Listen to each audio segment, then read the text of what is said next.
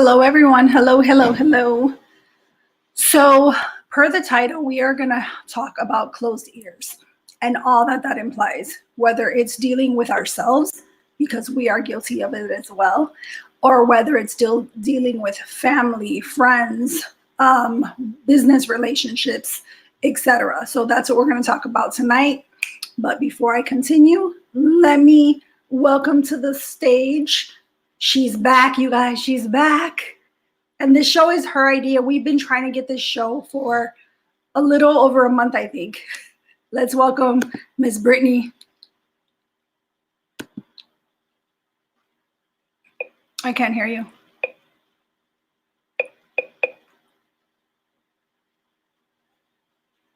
Hi, everybody. Hello, hello, hello.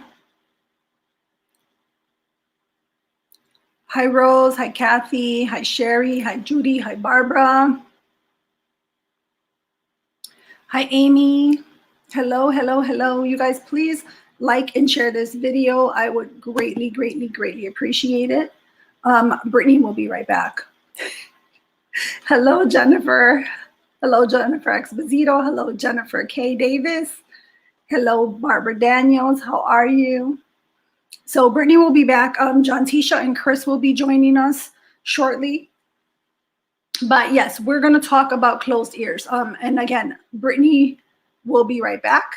So Brittney has been wanting to do this show. We've been talking about this show literally for over a month. Her schedule is super, super busy.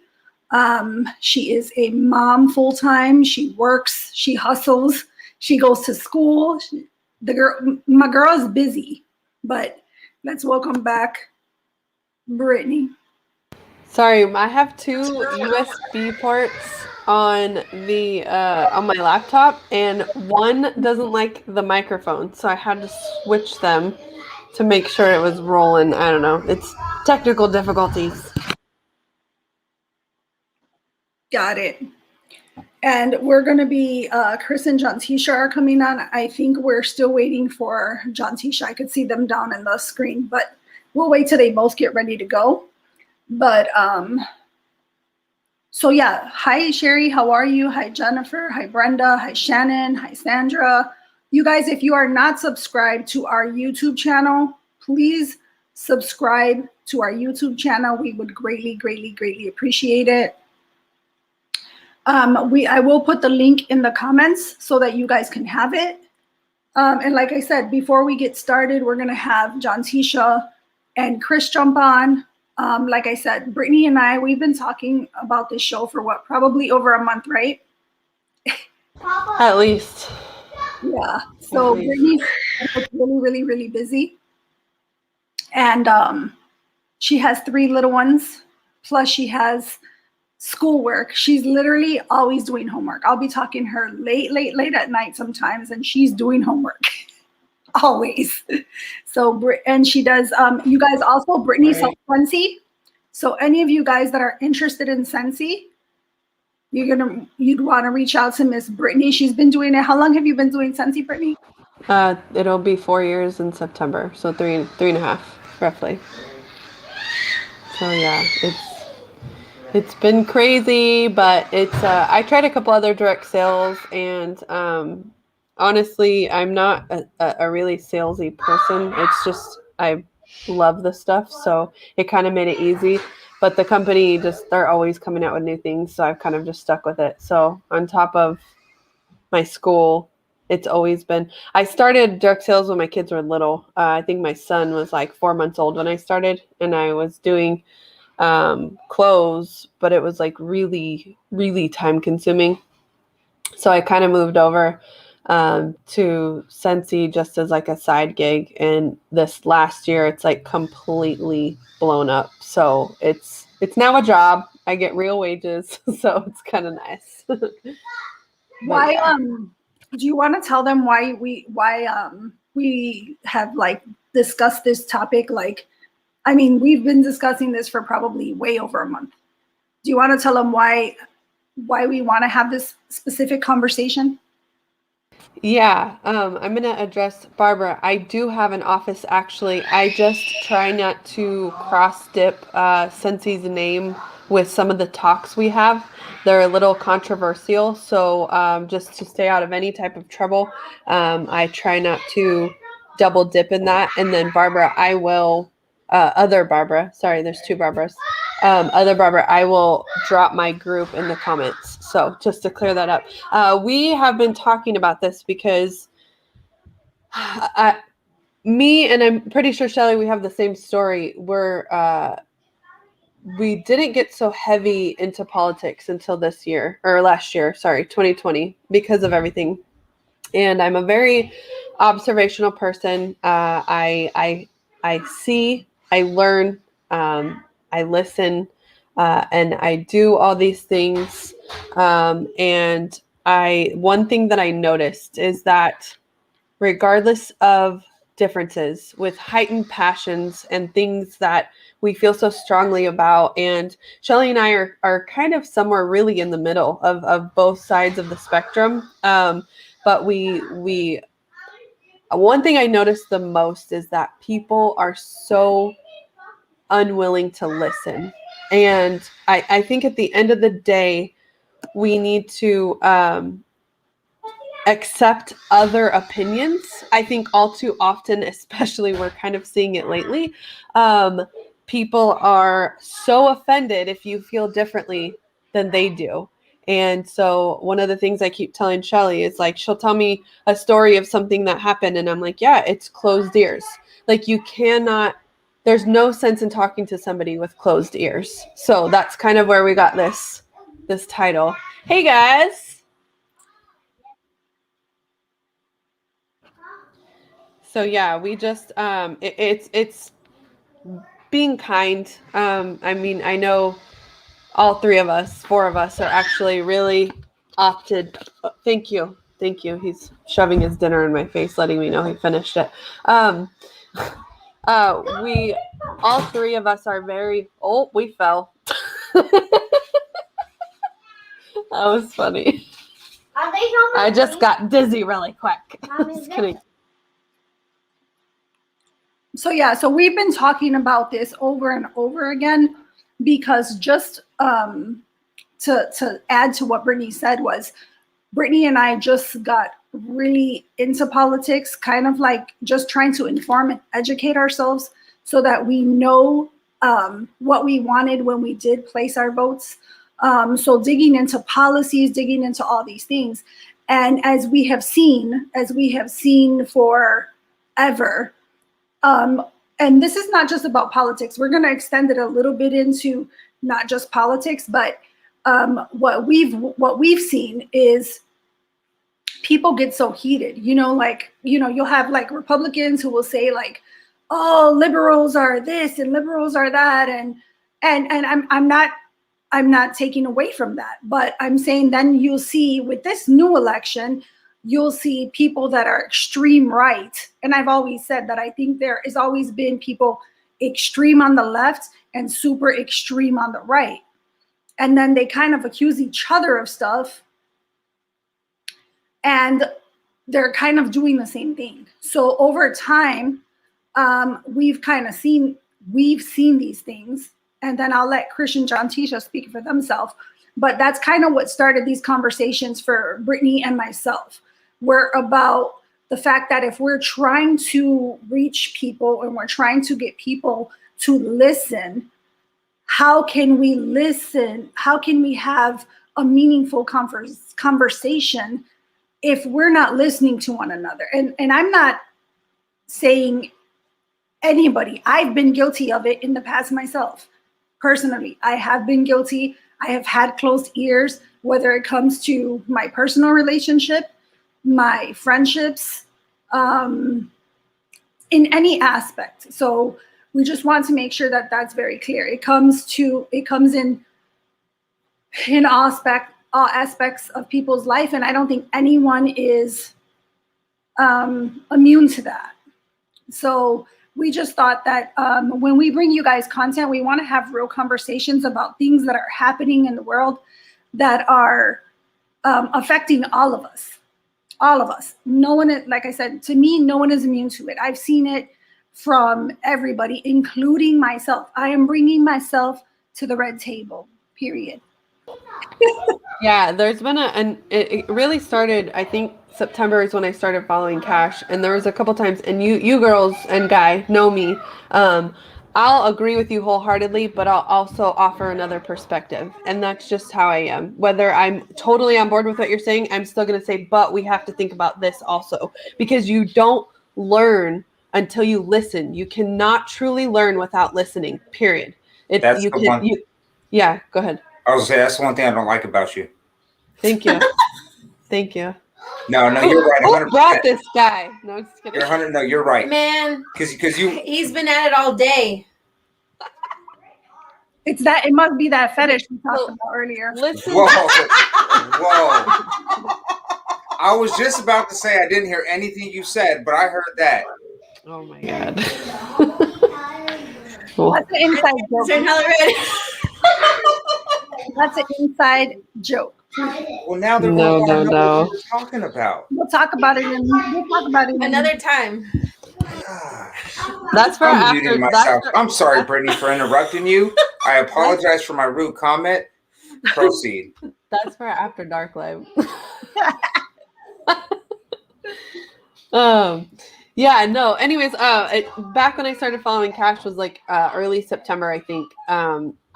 He would say some things, and he's a very passionate man.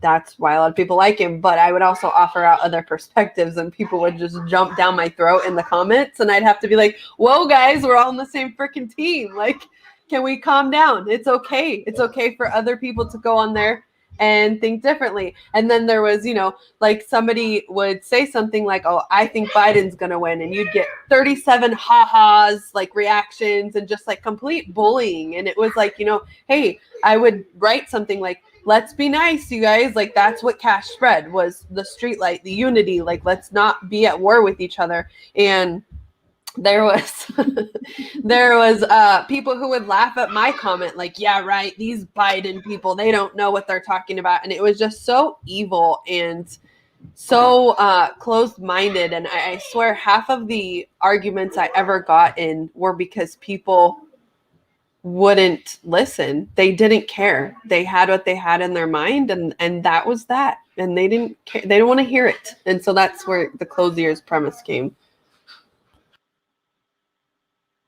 Yeah. Where did Chris look? Chris exited. Chris is like, "We are not talking about this." He's out. He done left John Tisha. He said, "Unite, don't fight." What do you guys and John Tisha, we've been talking about this, doing this show for a very long time. We've just been waiting to get Brittany because it was Brittany's idea, and we didn't feel that it was right to do it without her. And plus, it was my way to blackmail her back on the show. Because Brittany, John Tisha, Chris, and myself, we are just us. It's all of us together. So, what do you guys think? You guys want to talk about? You guys want to add to what we've already said?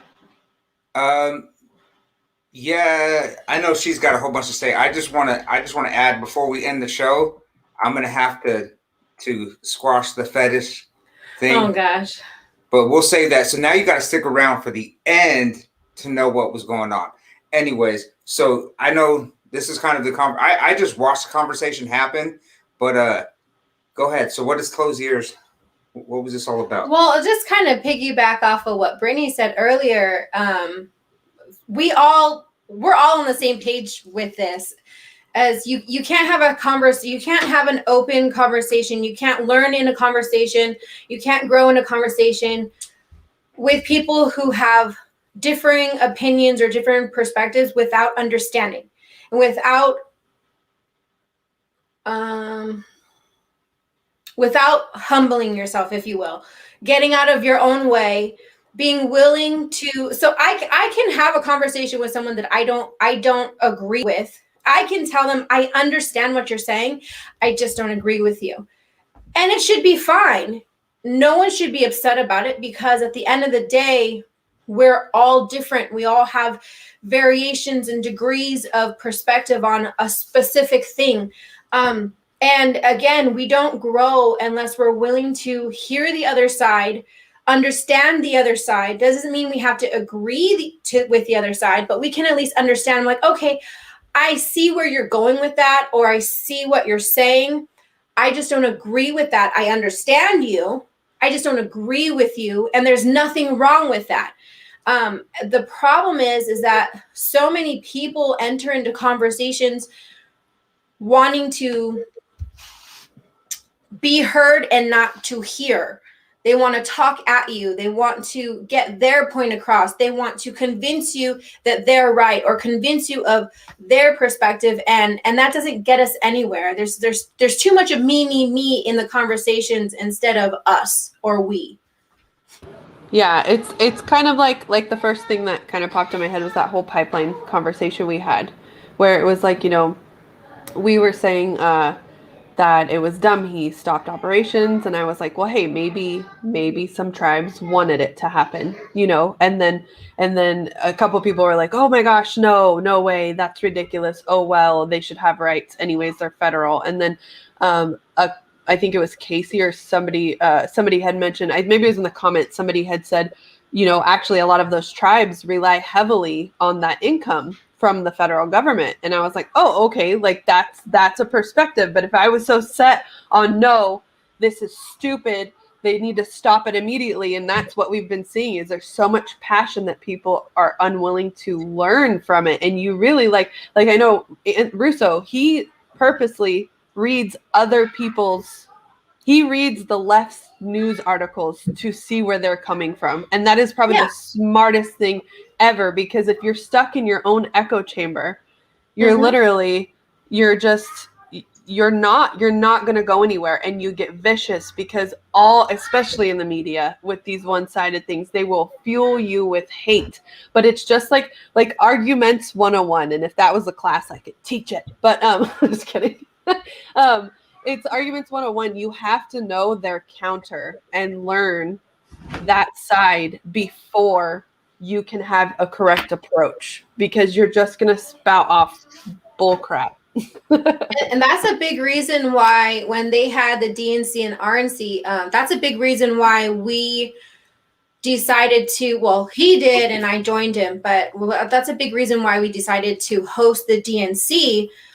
Even though we don't agree with a lot of things that they say or do or stand for. But we did that specifically for that reason. Like, you don't know facts. You don't know, things that are actually going on if you're not paying attention. And you also don't have a clear understanding or perspective if you don't have a view of the entire picture and just part of the picture.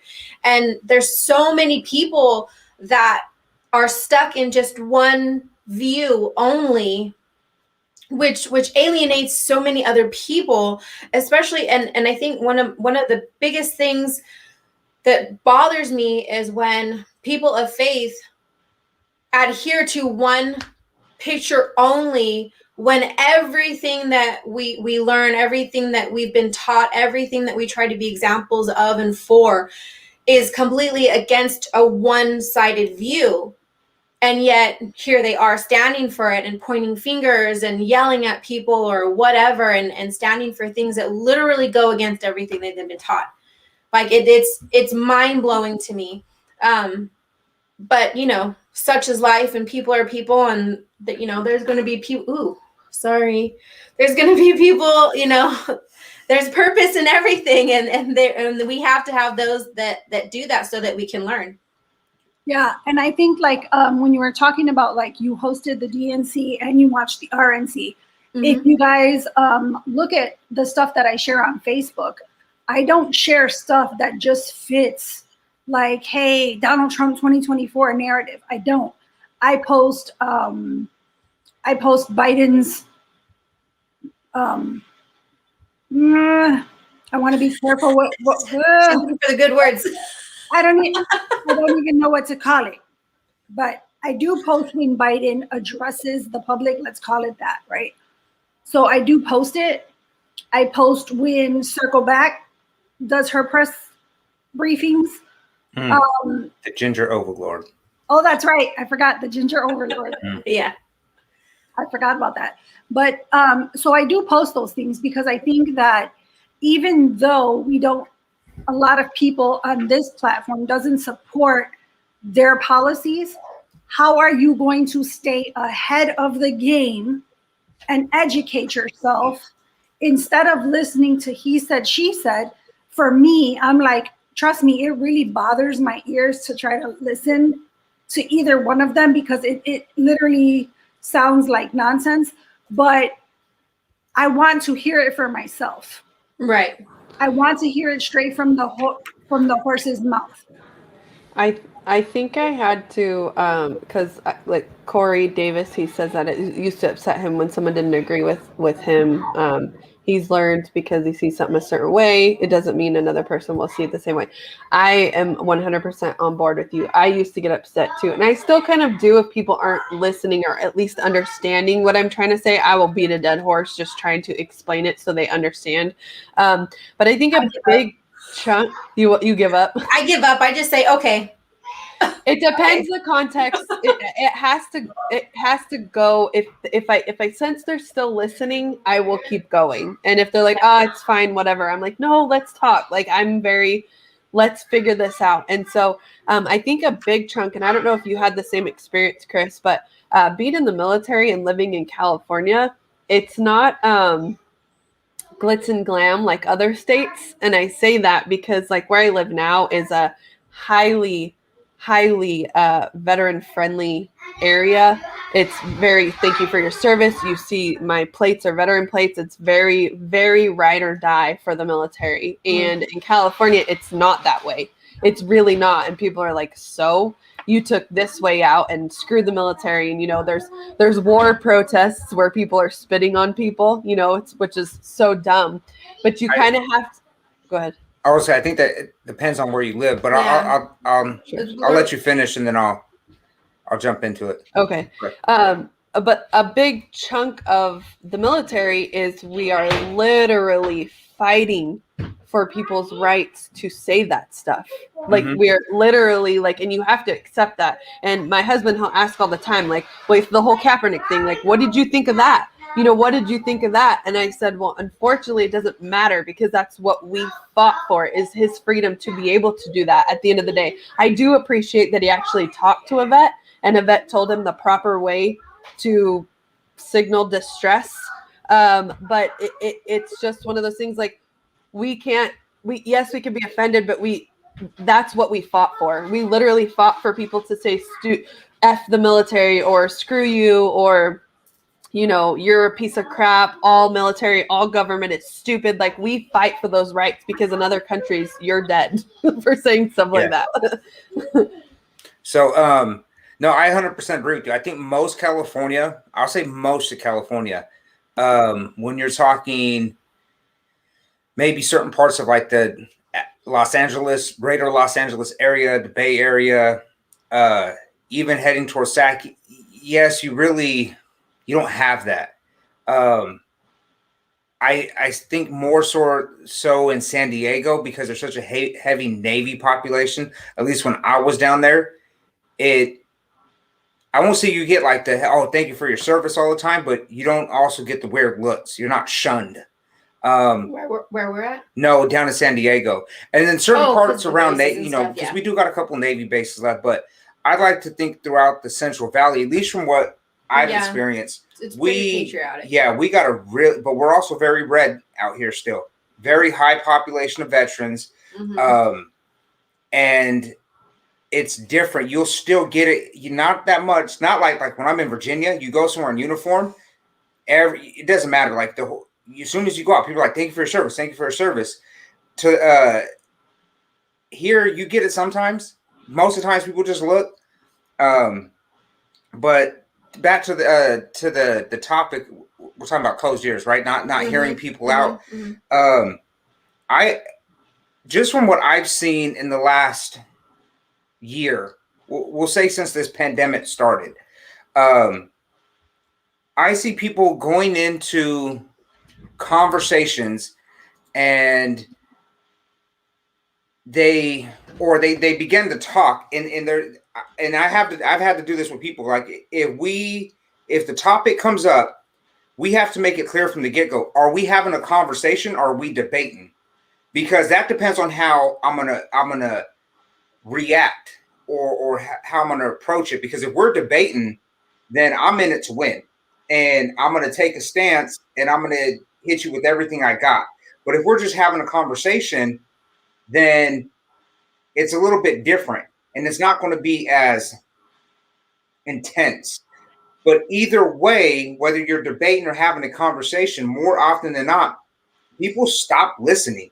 Like they don't want to hear. And that's why often, like when I'm having conversations with people, I'm kind of like, I know, I think you said this, like once I feel like we're done and you're not hearing me and you're just arguing nothing, I'm done. I'm done with the conversation. And if we're debating, I'm listening to everything you say, because I'm going to take that and use it against you and pick you apart, because that's just what I do.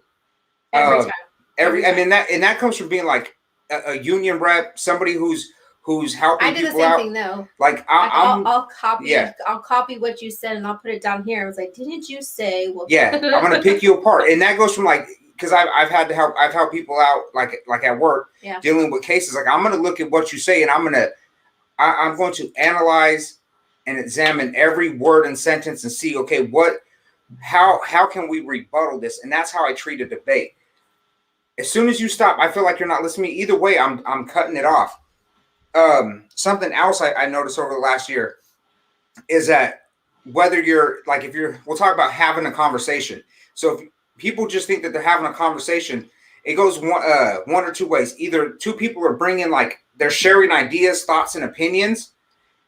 I find that unless it's us or you're in, I don't want to say echo chamber, but that's kind of what it gets down to. Unless you're with like-minded people that want to hear you out, you're not going to be sharing your ideas, thoughts, and opinions. More often than not, it's one side trying to persuade the other side and push some type of ideology. Not saying that that's what we all do, because like myself, like I'm not always trying to push something. Like I'm just trying to find a middle ground. But I feel like that's where we're really not finding or coming together, is because we're trying to push off what we think on the people. I'll leave it at that for now. I want to address this comment really quick. Jeff, you're talking about something that really bothers you, is the immigration with the Mexicans. First, I want to let you know that you do know that it's not just Mexicans that come through the border. So assuming that is it's just not accurate. It's not. Yeah. Yeah, it doesn't come off nice to my ears, at least. I think a lot of people don't realize, they think because they always say the Mexican border, that it's just Mexicans who come across there. And that's kind of how the whole narrative built up, with Trump saying, oh, you know, everybody's saying, oh, he said that Mexicans were rapists and drug dealers. It's not just Mexicans that come off the border. And I'm not saying this to attack you. I'm just saying that so that you understand it. I know that you watch, and I know that you post a lot of comments, and I appreciate you, but I just wanted to make sure. Oh, you do know that. So you know that it's not just Mexicans. And see, and I'm gonna agree with Jeff with most of what he said, because I think that's another conversation that isn't heard. So because the narrative is constantly, they're attacking Mexicans, they're attacking the Mexican border. It wouldn't be Jeff's fault to assume that it's just Mexicans, because the media is so decisive when they put things out, because they know the majority of the population in America is from Mexico, those Hispanic and Latinos. So they're not going to say the Salvadorians or Peruvians. They're going to, because that's a small population, they're going to go straight to Mexican. And I dislike when they don't, the fact that they're not addressing it and addressing it properly. Like, don't just say we have Mexican or people at the Mexican border, or Mexicans at the Mexican border. Come out and say, no, we have, 1,500 people that came from El Salvador. They're Salvadorian or Peruvian or whatever it may be, and they're at the Mexican border. They went right through Mexico, and they're trying to come into our country.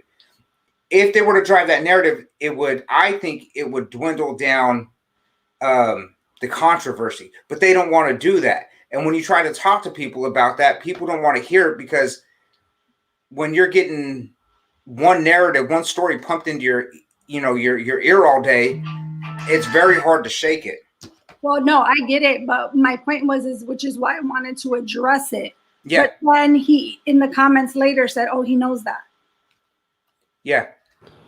I think it is just a bad choice of words, but I think we understand. I mean, even Shirley had wrote he doesn't have an issue with the fact they're Mexican. His issue is the fact they're coming from the southern border, and he's just assuming most of them are Mexican. So the real issue is, why aren't we getting on Biden for the fact that people are coming through the southern border in droves?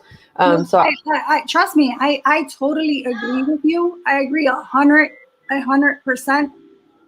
I agree with you in the fact that it does need to be addressed.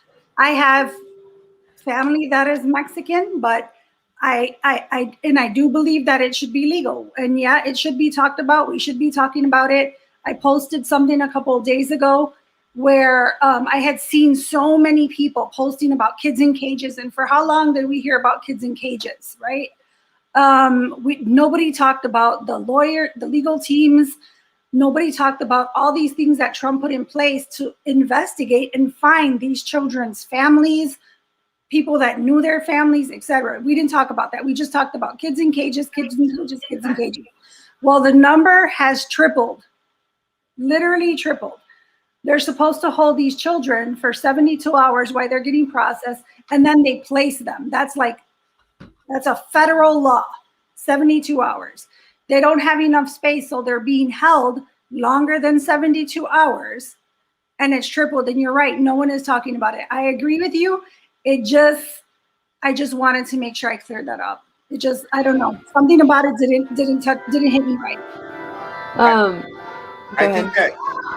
I think that I kind of like Jeff's comment, because I think it brings up another thing. Like, when we're having conversations, it kind of shows, like, this is why it's important to have verbal communication.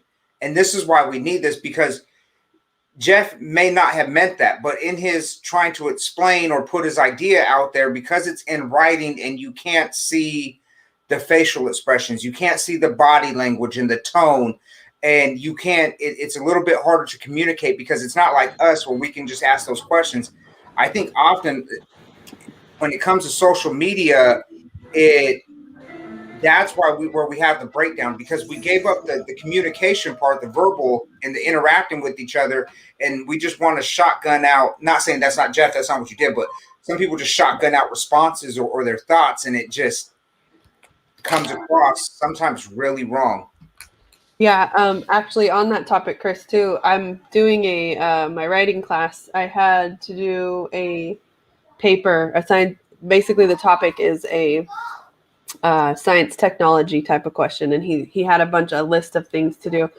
I actually changed my topic to, does technology make communication easier or harder for us? And upon my research, one of the things I did find out is that over 60% of our communication is from body language. Mm-hmm. And so the fact that when you take that away from social media, text message, you don't have that. You literally just have words on a paper, and it's body language, tone, and then what you're saying. And that's the order it goes. So it's body language is first, tone is second as far as how you say it, and then the actual words you say are third. So when you take away the top two, all people have is the words, and they will hold on to that through tooth and nail. You can't say, I saw you at a store, when you meant to say, I saw you at the gas station. Because they'd be like, I wasn't at the store. What the shit? I wasn't at the store. You tell me you saw me at the store. No, I meant the gas station. But you said store. You know what I mean? Like, whereas if we were in person, it might be like, oh, the store, whatever. Like,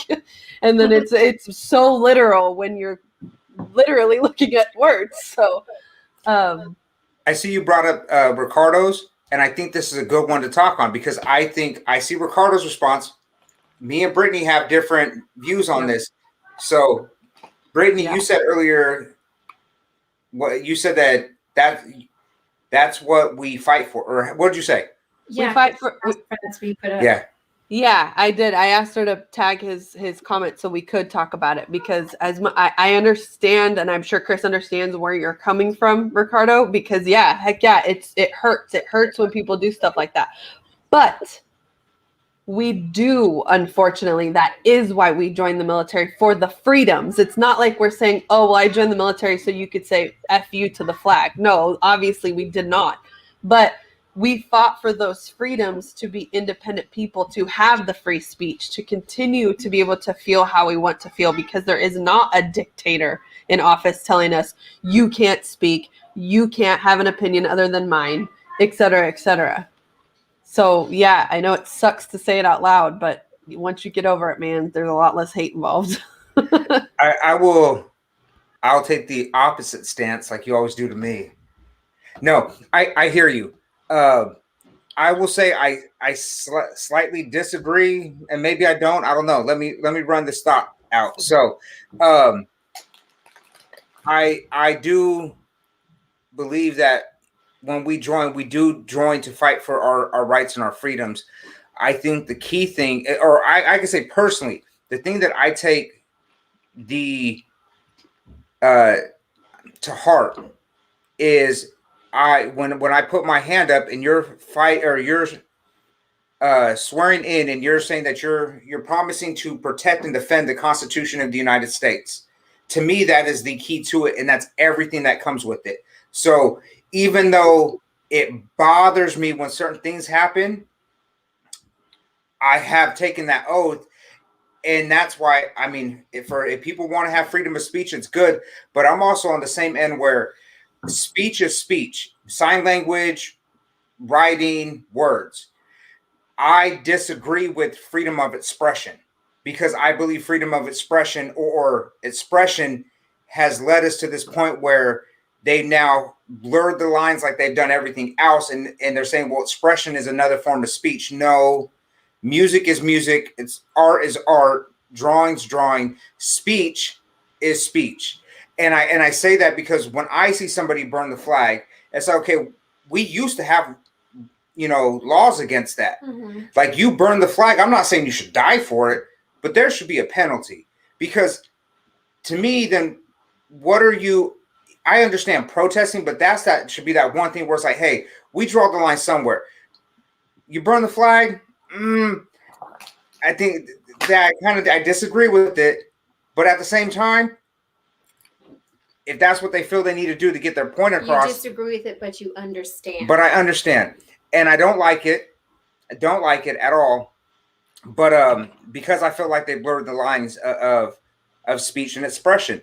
And I'll be honest with you, if they went back to saying, hey, you burn the flag, it's $1,000 penalty, or it's a $500 penalty, or whatever, we're throwing you in jail for 6 months. Hey, I'm all for it, because at the end of the day, that's kind of why we're here, is because we blurred the lines on so much. And people, when you go have a conversation with these people that are burning the flags, you're like, hey, man, that's disrespectful. The whole point of this live is that closed ears. They don't want to hear you, and why it's disrespectful, because it's all about the individual and not the larger group, not the nation or the larger purpose of what's going on. Well, and I might,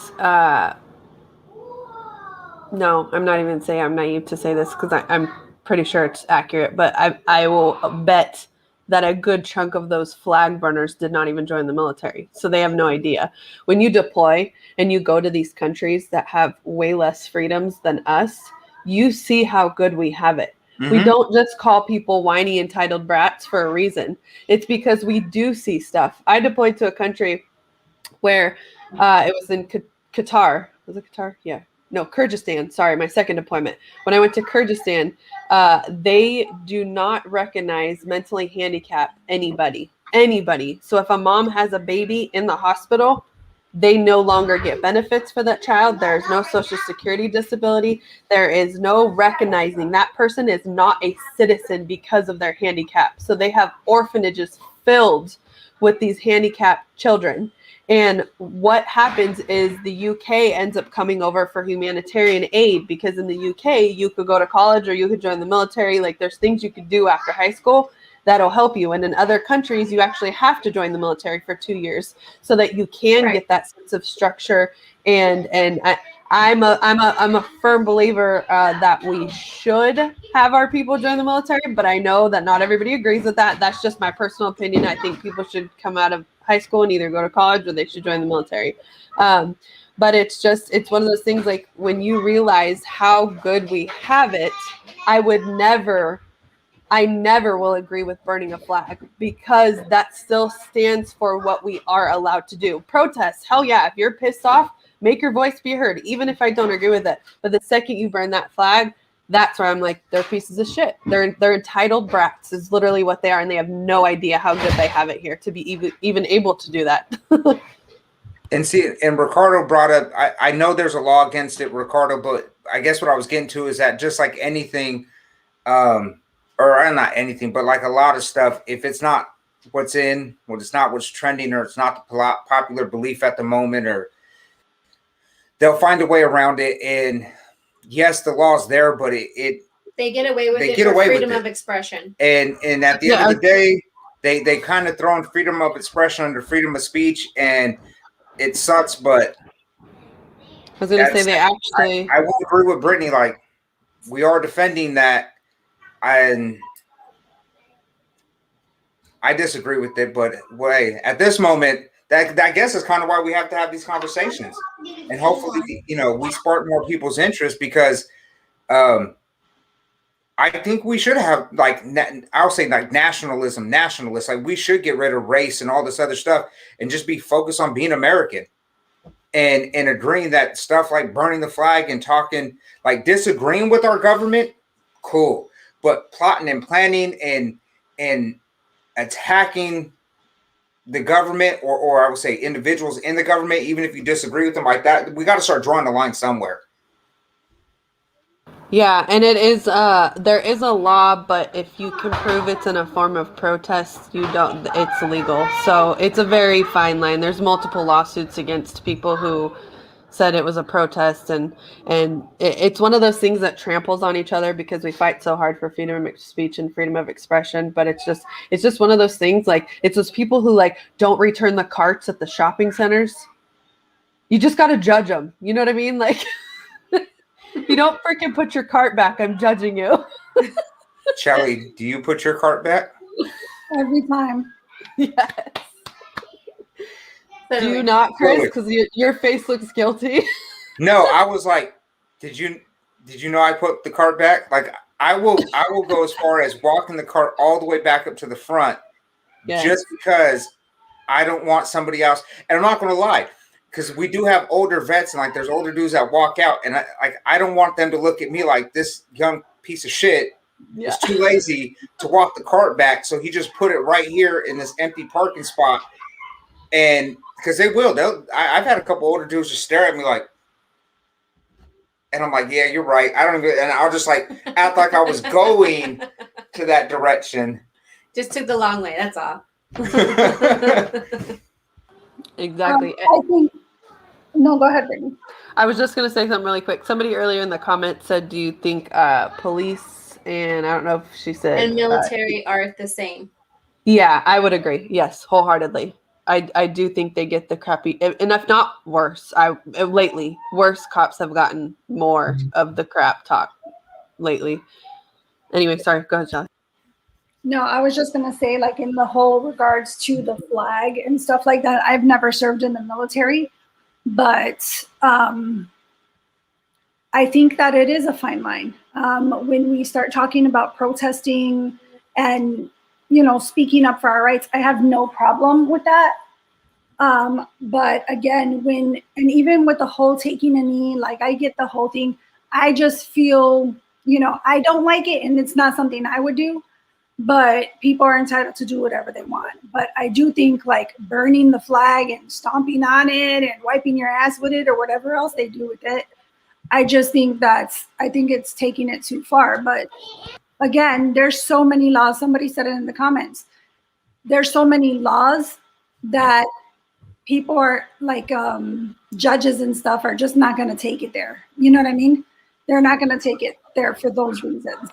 It's a fine line. And I mean, really, at the end of the day, we could look at destroying anything, because I know somebody asked about what about burning the Bible. I don't think anybody should be burning anything. Like, to be completely clear, like, why? Why are we destroying things? Unless it's I wood just for a campfire. Well, but that's not destroying. You're using No, it that's as what I said. No, you said yeah. burning things at first. Oh, sorry. Well, burning things out of anger, I guess. Unless it's your ex-boyfriend's picture. Ooh, no, just kidding. Period. No, I'm just kidding. No, but they're like that form of protest. I just don't agree with I'm not saying don't get loud, and I'm not saying, do the Occupy Wall Street where you just sit on the floor, but I mean that's ideal, but let's be real, they probably won't listen to you. But I don't agree with just destruction at all. And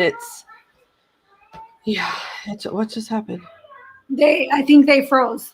Oh, I thought John Tisha was just smiling for a long time. No, they froze. So then they popped back in. So I went to pull them up, and then they popped Oh, now I was like, what just happened? That's crazy. So they're having some technical difficulties. But so I kind of want to get a little so how do you think, like, yeah, they're off a little bit still. But how do you think, Brittney, how do we have these conversations because I do believe that we can have conversations with people who think differently than we do. And I think that we can have productive conversations. I don't think they're always going to be productive, and I don't think that we're always going to understand one another. And I think that there is a point where that when you're talking to someone that, hey, okay, at least we're having a good dialect. We may not agree, but we're having this conversation. And then I think comes a point when you, for your own sanity, need to just like, hey, I need to walk away from this before you get to the point where you are going to use verbal judo. Okay, they're back. Yeah. I thought you were smiling for like an hour. It just like froze. I was like, oh, I was like, what happened? She's like, they froze. I was like, I thought she was just smiling. Yeah, I think it's you can't change what other people do or what they say or how they are. I think the one thing that we can do for ourselves is just make sure our approach is as welcoming and neutral as possible. I'm not saying give them a hug, let's talk it out, but at least make sure you're saying, well, actually, and you're not saying, well, you don't know this, and actually, like, and all these things. If you could just say, well, if you look here, blah, blah, blah, blah, blah, and then that they can take that and run with it how they choose. They're either going to be reciprocating and talk about it. I have a few, I'll say a handful of liberal friends on my Facebook that I actually can have genuine conversations with. And when I post things, I'm not saying Biden did this, he's stupid. I'm saying, can any of my liberal friends please explain this to me, because I want to know, and I'm not asking for that and saying, well, it's dumb, I don't care what you have to say. I'm genuinely listening and trying to understand the approach. And it comes from every angle. Just make yourself approachable and open to the conversation. If they choose to call you stupid, if they choose to call you dumb, whatever they choose, if they try to call you ignorant or however it comes, that's on them. All you can do is try to work it out yourself and have your ears open. Exactly, I agree. So what you guys had, your little technical difficulties, my point, I was saying that I think there are some conversations, I think that we have to learn to recognize them, that we know that, hey, we can have a good conversation, right? We could have this conversation and it's we can agree to disagree, or maybe I'm going to learn something from you or you're going to learn something from me. But then there are conversations where it's just going to take more out of you. So, it's time to tap out or walk away. You know what I mean? Because there are going to be those conversations where it's just in your best interest to just walk away, because it's like talking to a wall. Like, what is the point if we've said the same thing a million times and now our we're getting escalated, but we're still saying the exact same thing we started from. So that's kind of what we're talking about. Yeah. Sometimes I'll be having a conversation with someone, and they're just not getting it, or they're just not. They have their, I don't know, reasons or their facts or their whatever, and it doesn't. I know it doesn't matter what I'm saying, even when I try to break it down and be polite about it, choose my words correctly and clearly, use as many emojis as I possibly can to emote what I'm trying to say, and that I come in peace.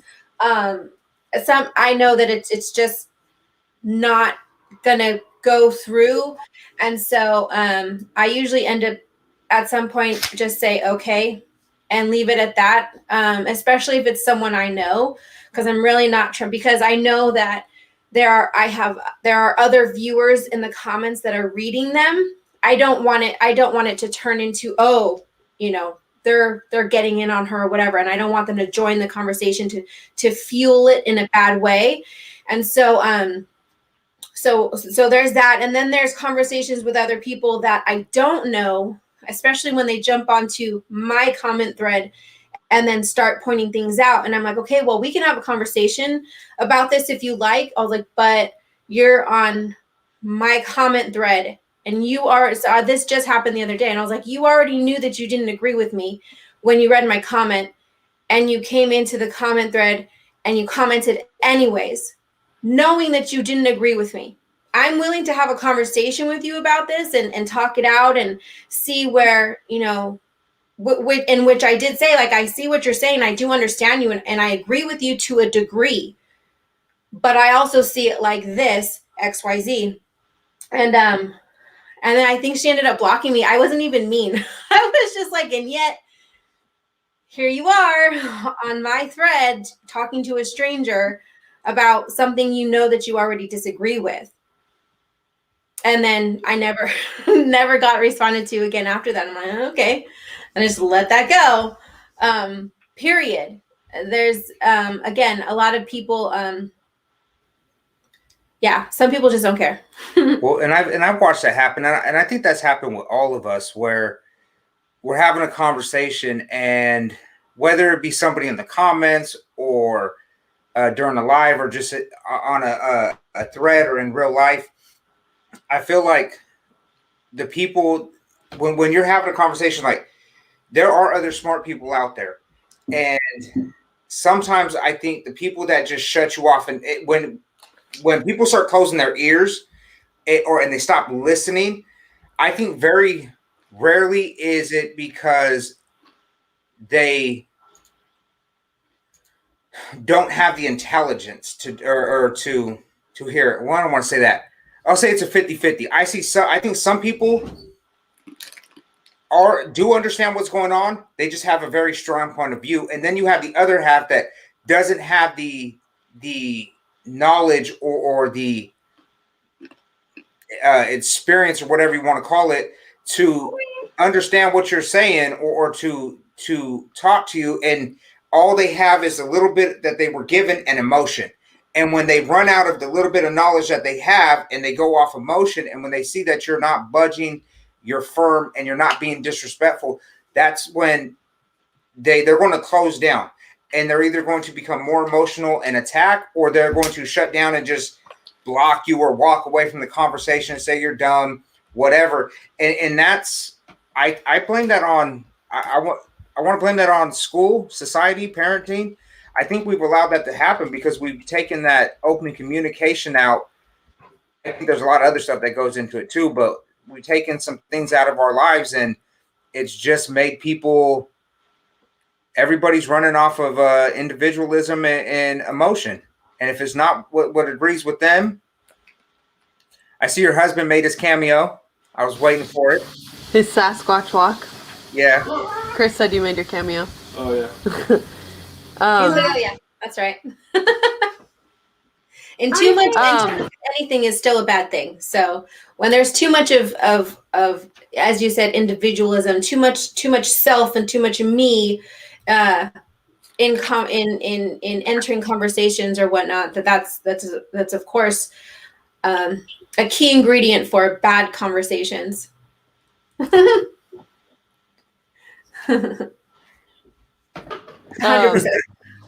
Yeah, I want to go back on what Chris was saying about lack of not lack of intelligence. I know we're trying to say it in the nicest way we can, but when they don't know on the issue at hand, and so they back down in those ways. I also noticed it with people who are wishy-washy.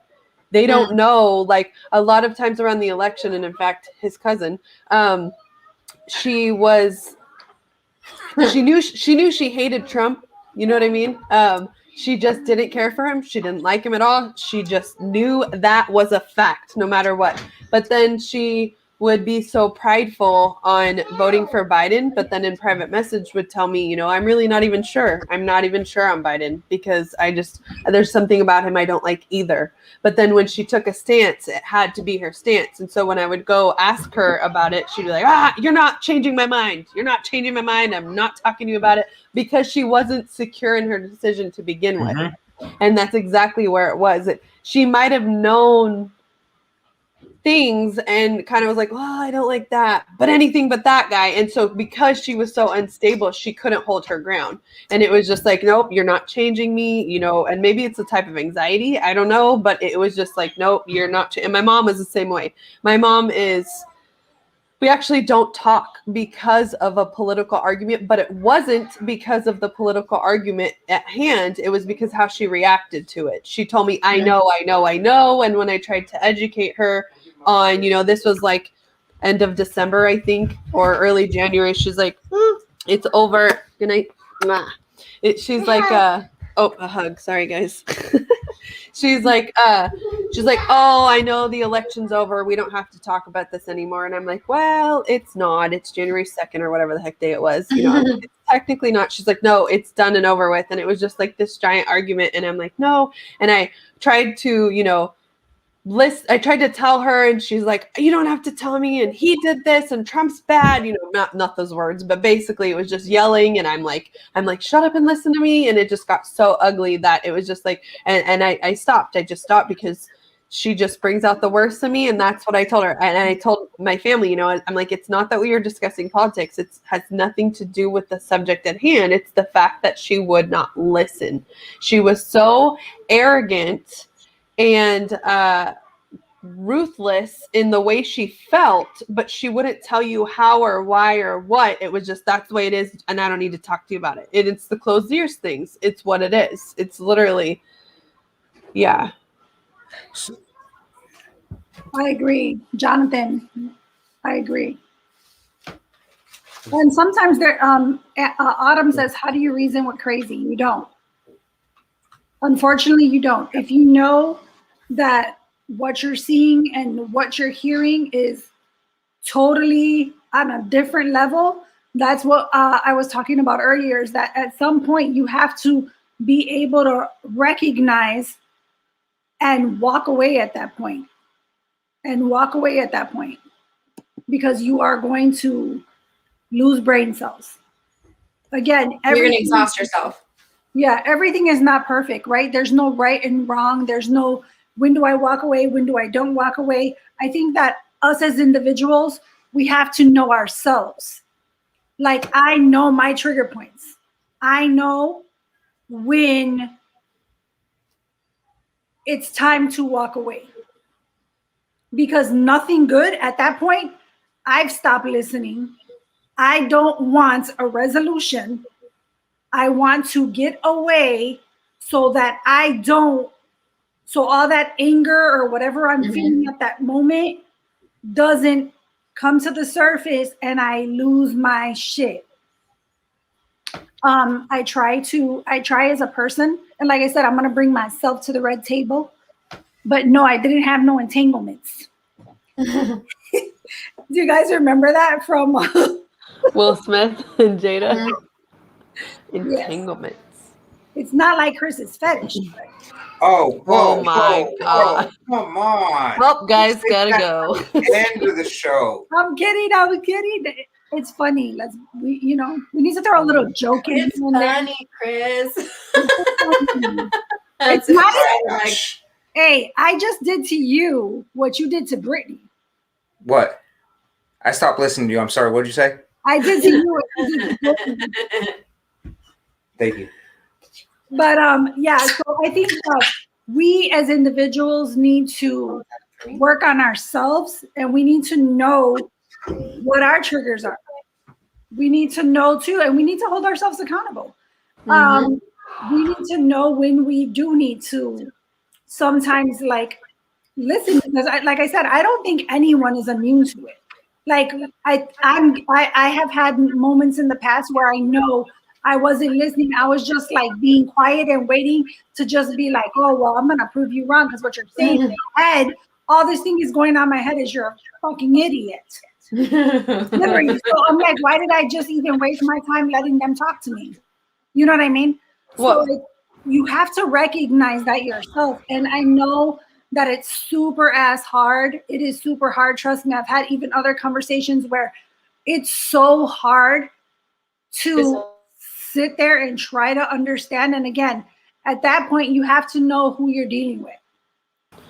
yeah. Well, and every conversation, I mean, not every, but a lot of conversations, especially regarding politics or controversial issues, like Lori just said, she hasn't talked to her best friend for 50 years because of hateful comments toward LE and BLM. I cannot fathom why you would hate police. You can tell me your stories of what happened on Jump Street and this and this and that, and how you hated that Officer Smith threw you against the wall because you got caught up. Like, you can tell me all these stories you want about how you had bad encounters, but I will never agree with you disrespecting an entire unit of society. I will never understand that. And there comes a time where you have to recognize that in a conversation, no matter what they say and no matter what you say, you're never going to see eye to eye. And sometimes those friendships have to be separate because it's one of those things, and it sucks. It really does suck. But at the same time, what can you do? I mean, that's something I'll never understand. Abortion. Some people will never understand pro-choice, and some people will never understand pro-life. It's just one of those things you have to kind of just stop, realize your differences, and move on. But for a general discussion, listen to them, understand why. And if it still doesn't make sense, then it still doesn't make sense. I'm pro-choice. I've said that in the past, but a friend of mine who the doctors told his mom to abort. He should have been aborted, and he is a 100% healthy man. So he is very, very pro-life. He feels that every baby should be given the chance that he was given. I understand that about him, but we differ on opinions. Whoa, they went away again? No, it must have That trips me out. I feel like they hung up on us when that happened. Right? I think Chris is worried about the fetish thing. Yeah. Yeah, but no. I agree with you too. Like my husband and I, we don't agree on the pro-life, pro-choice thing. We don't. He's pro-life and I'm pro-choice. I mean, there are some things, and I know people hate to hear it, and I'm sorry. I don't think, I just feel that there are certain situations where I can understand. No, I don't believe that it should be a form of birth control or anything like that. I don't believe that at all. And I don't believe that people should have to fund it just because the government feels, well, yeah, there's different levels of pro-choice, and anybody who has open ears would know that. There's very extreme pro-choicers, and then there's us, like we wouldn't do it ourselves, but it is what it is. You know what I mean? And it's just, yeah, it's just one of those things. It's just super, having your ears open, understanding, like I understand why my friend feels the way he feels. I just don't think a woman should go to jail for it. You know what I mean? Like some states are pushing, they want women to go to jail for that. And I don't think, and honestly, I mean, yeah, we could have a whole talk about abortion, but there's literally, my husband's vacuuming in the middle of my live. Welcome to my life, guys. Plan No, B but out there too. I do agree. Yeah, and like I said, I just wanted to kind of just make it a little more personal, like not just keep things in general. Like my husband and I, we don't agree on a lot of things. Everybody knows who's watched me from the beginning of time. My husband and I did not agree on politics. When I found out that, and I was not a Trump supporter, it wasn't until last year that it happened. But my husband and I didn't agree. He's been on the Trump train since 2016. And when I found out he voted for Trump, I was literally shook. Literally shook. I was pissed. I cried, and I'm not emotional, but I cried. I was so pissed at him. I wanted to throat punch his ass because in my head, I thought that he said Mexicans were drug dealers and rapists. You're crazy. I I always knew your husband was a good man. He is. Just from the first time he sat down, I was like, "What's up, dude?" And then he walked away, and I was like, "That's a solid dude right there." I know it.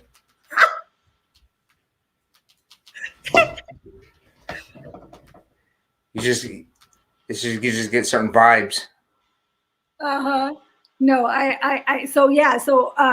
so we don't agree on everything, but it's hard, and you would think like people in a relationship, because we're just so much closer, how do we balance that? And I'm thinking if my husband and I can balance each other,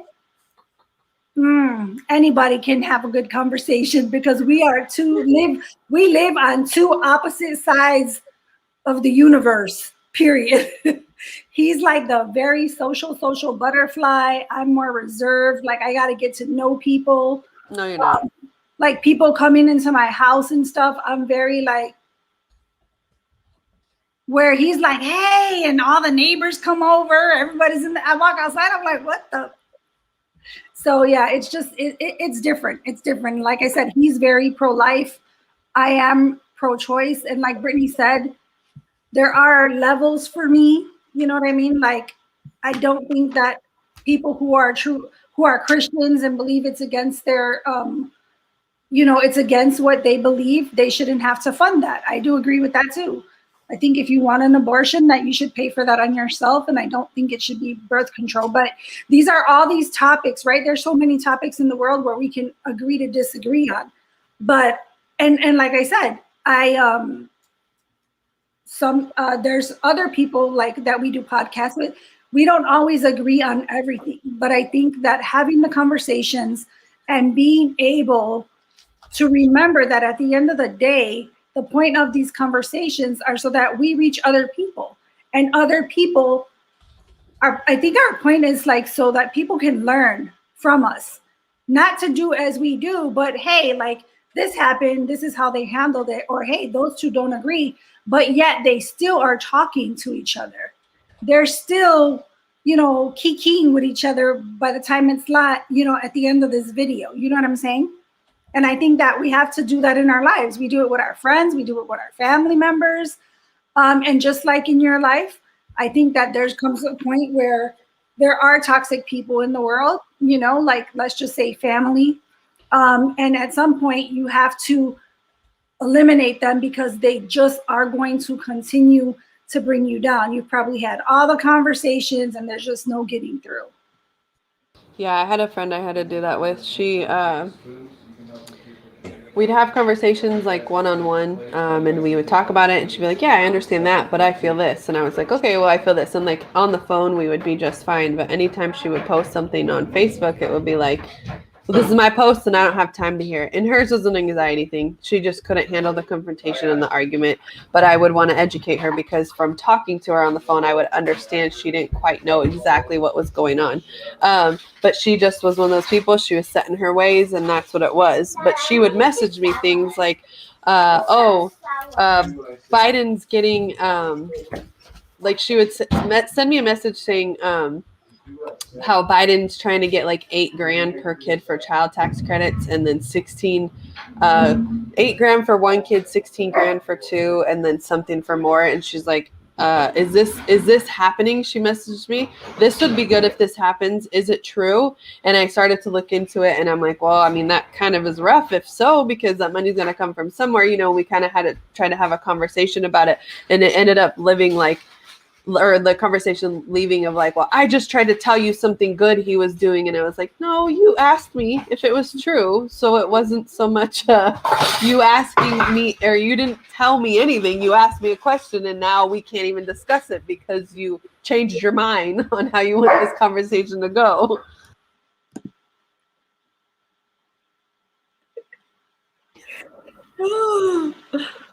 I can't. I love it.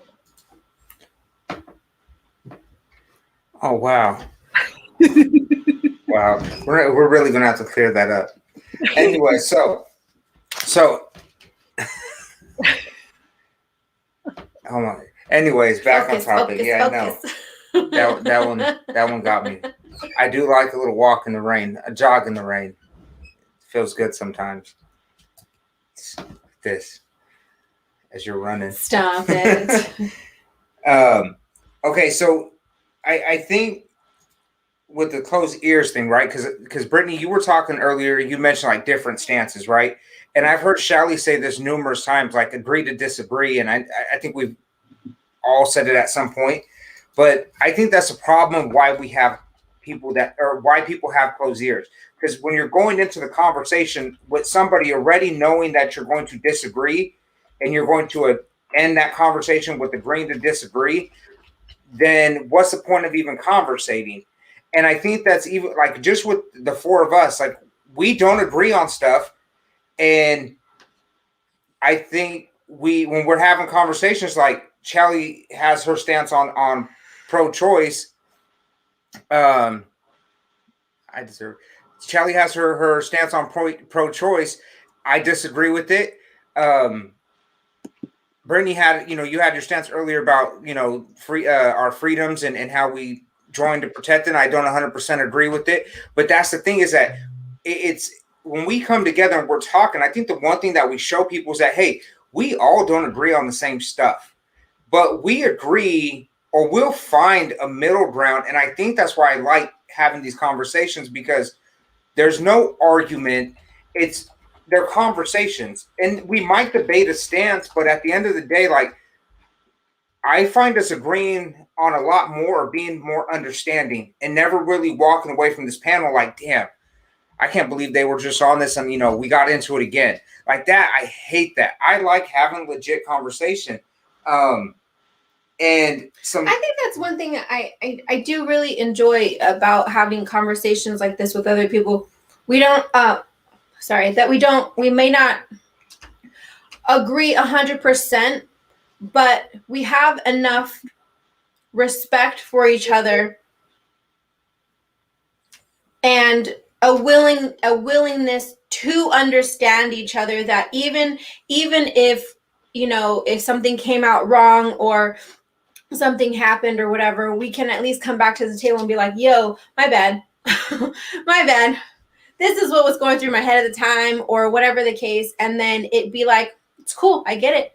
And then keep walking on and keep moving forward and it being fine. So for communication purposes, that's huge. Like communication is big. It has always been really big to me, because without communication, without being self-aware, I totally took over your thing. I'm really sorry. Keep going. After I said that, my brain started webbing, and my bad. No, keep going. You're doing good. I'm agreeing with you, kind of. Anyways, so I think that Rockstar's kicking in. Focus. She had 2 sips, lightweight. I used to drink these all the time. And then anyway, squirrel. I rarely drink them, and this is why. Okay, focus. All right. While she's gathering herself, okay? Just from our conversation tonight, a couple things that I'd like to put out there, like when you're having these conversations with people. Are you good? She's good. I am. Thank you. So can I finish what I was saying? Go ahead. I'm just kidding.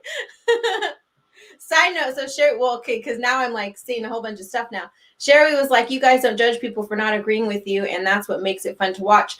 That's actually something. So Chris and I, when we were before we started doing these panels with Just Us or whatever, Chris and I would go live and talk about the election race, the campaign trail, what's going on the left, what's going on the right, understanding those things, because there was understanding the bills that were trying to be passed, especially locally and stuff, because there was a lot of people that didn't understand what those were.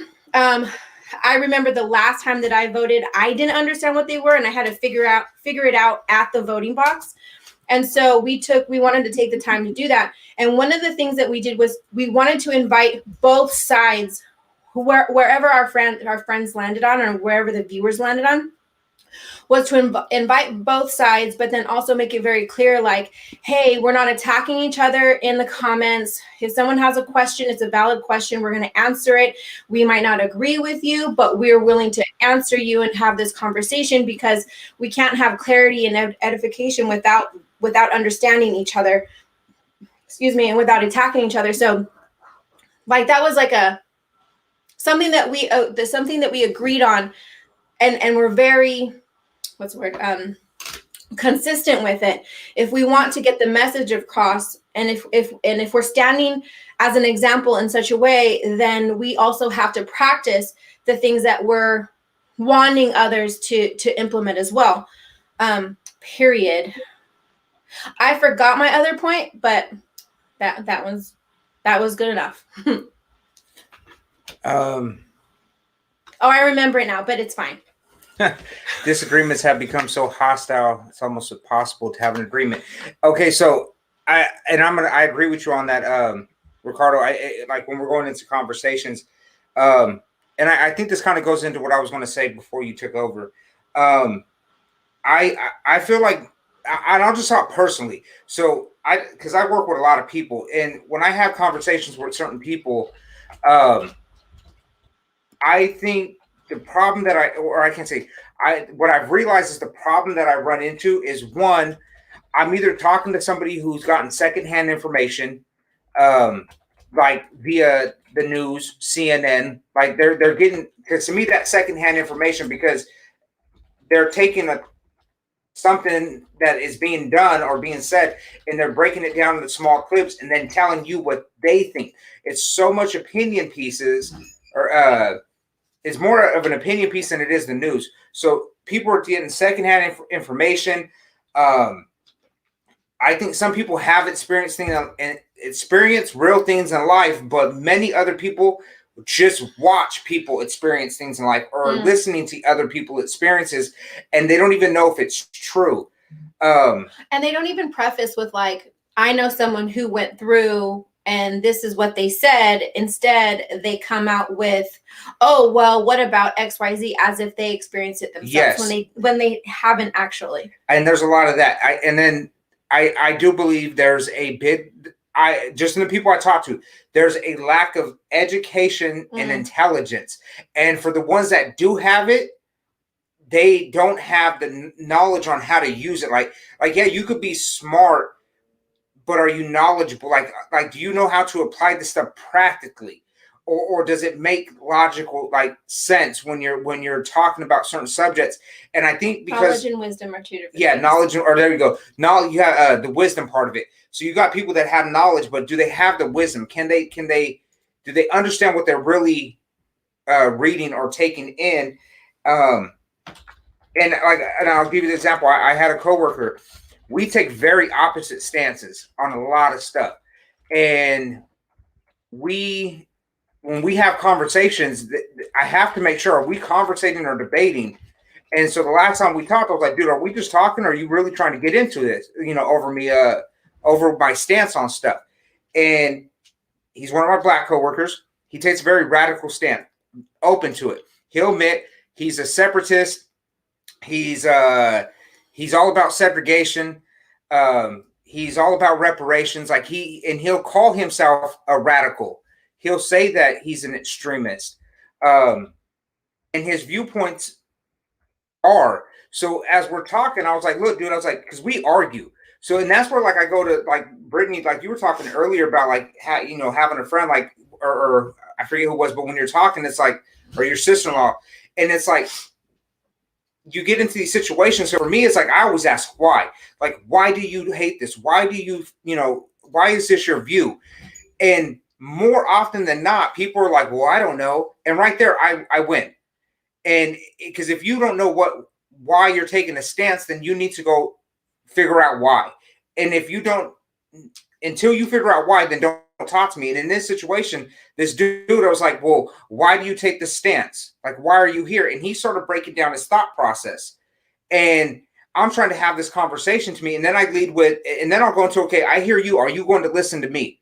Because if you're not going to shut your mouth and listen to me, then we can't have this conversation. Oh yeah, man. Okay, give me 2 minutes. Hear me out. So he hears me out. And what I came to, and this is why I said, I think, like, for us, it's that agreement. Like, we agree on stuff, and even if we don't, we move on. Him, I was like, dude, we got to agree on something.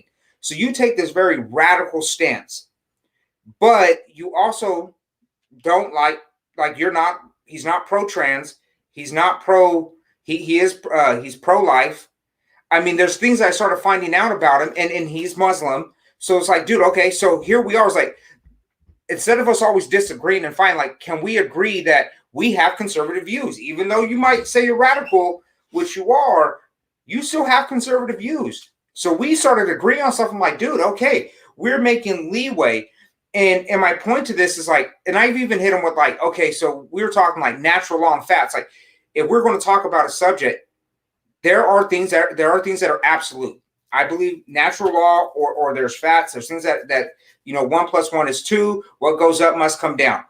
Like, if we could start agreeing on that, we found ourselves agreeing on more. By the end of the conversation, I was like, damn, we've been arguing for the last year, like hard, like to the point where it's like, I was waiting till I seen him and be like, dude, are we going to fight or what? Like, that's how I felt like we were getting to. Like, I'm just going to drive down the street to Stockton and we'll just duke it out, because we obviously have this tension. Like some old school, like, yeah, that's what it is, a duke it out. Like, and he was like, no, it's not about this. Like, so that's why I took that approach. Like, we got to agree on something. And once we did that, it was like, man, I actually felt like, okay, even though he's over here on the left and he's taking this very strong view or stance of wanting to separate people, we agreed on, like, I don't know, I say 80% of the stuff we talked about, except for like these handful of things. It's like, dude, we walked away and I'm still like, dude, you're fucking crazy. But we at least I know we like, were. You walk away with, that was a good conversation. It was a good conversation, yeah. And I know we were going to go protest some, crazy stuff. At least I know you'd be, what side you're going to be on, and if you're going to be with me or if you're going to be on the other side. Like, it kind of made things easier. So now when I see him, there's no tension. I'm like, all right, we're cool. We're cool. You now have an understanding that you didn't have before. And like, that's the whole point. Like, you have to be accountable for your own willingness, your own desire and want to have a conversation or to hear somebody else's side or to understand. You have to get out of your own way and your own, I'm right, you're wrong, or I have a point to prove, or a point to prove. Like, you got to get out of your way on that. And be willing, like, have the accountability of that, being willing to hear the other person, knowing at what point, this conversation probably isn't going anywhere. So I'm just going to leave it right here, be humble about it. Even if the other person's being like irate, and I know sometimes you're like, no, forget that, which I totally get. And I'm not condoning anyone who's done that. I've been there. I personally like to be very elegant about my defenses, or when I'm defending myself, or if someone's coming at me a certain way, I like to be very elegant in the wording, the very specific words that I choose when I'm in like a word battle. I prefer that way, only because it's like, look, I'm trying to have a conversation with you. I'm trying to give you an out. I'm trying to all these things to help you and to help me in this conversation. And if you're still not getting it, then I'm just going to have to let you be where you're at, knowing within myself what actually happened, what actually transpired. And that's also like a very strong thing that we could do, is also just knowing when to walk away, knowing when to be like, yo, we're not gonna agree on this. I'm just gonna leave this here. Even if they keep talking shit, like, yo, good for you. Yay. I know what happened. It's fine. I'm going to keep walking over here. Know yourself. Be very self-aware about yourself, how you feel, all those things. Self-empowerment in that way is very, very, very important. Remember who you are. Remember what you stand for, and continue to stand for that even when you come into these conversations. Otherwise, you will lose yourself real quick, and you will say things and do things that you don't want to do, that you don't want to be remembered for, and then you'll have to retract and apologize later, or not apologize but feel bad about it later, and then hopefully get over it. No one wants to do that. Yeah. And I think that, like I said, I think people, we're always looking right in with whatever relationship, whether it's family, your friends, whatever. I think you're always kind of looking at them and what they did wrong. I'll speak for myself. Like I said, I think that we need to start with ourselves. We need to be accountable for our actions, for our words, what our expectations are from someone else, because a lot of times we go into something with an expectation. So I think that just knowing who you are, knowing what will trigger you to a point where, hey, we're not even conversing anymore. We're just, you know what I mean? Like, it's at a point, like Chris said, we're like, let's duke it out. Like, what's up? What's good? You know? So there are some topics you just can't have with your friends or with some of your family. There's just some topics you just can't have.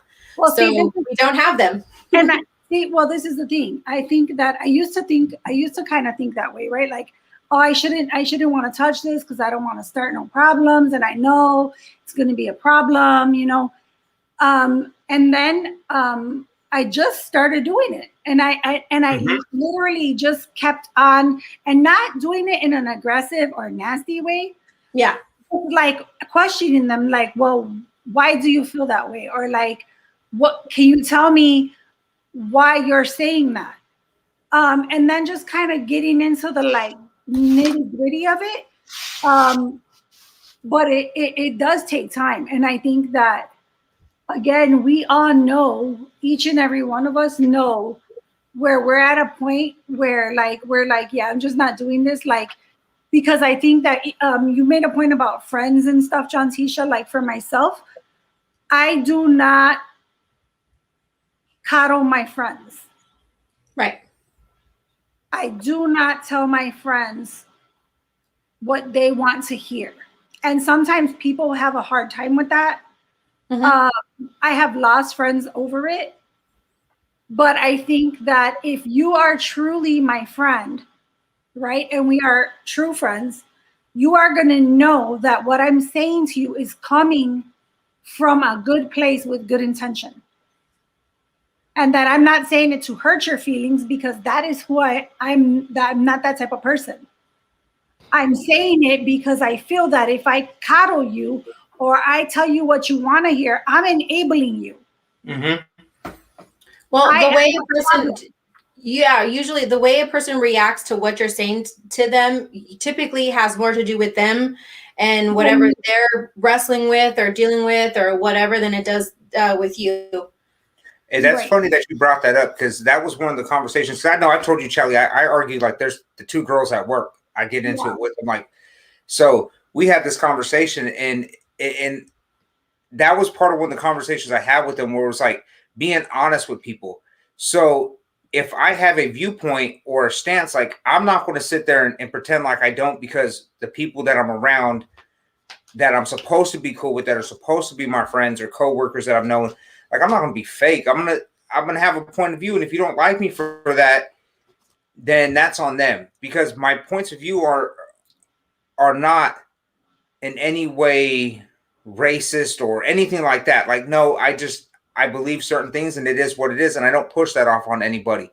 But it's funny, because I had mentioned something similar, like, okay, so if you're having a conversation with a friend and you're talking about stuff, and if your friend is like, I'm not going to sit here, if you're wrong, I'm going to tell you, like, hey, I think you're wrong. Or I'm going to tell you, no, you are wrong. And because if I don't, then who is? And if I was wrong, I would expect somebody to tell me, no, Chris, that was wrong. You made, your statement was wrong. It was false. Correct yourself. or let me correct yourself, let me help you correct yourself and provide me that information. Oh, you want that? Oh, you better. You do it to me all the time. Get out of here. Anyway, so my point is that it's like if you're, and I asked the girl this. I was like, so if you're at work and you saw your friend stealing and there's cameras and they came to you and they were like, hey, who was that over there taking that stuff? And they know that you're with her, the other person, like, are you just going to be like,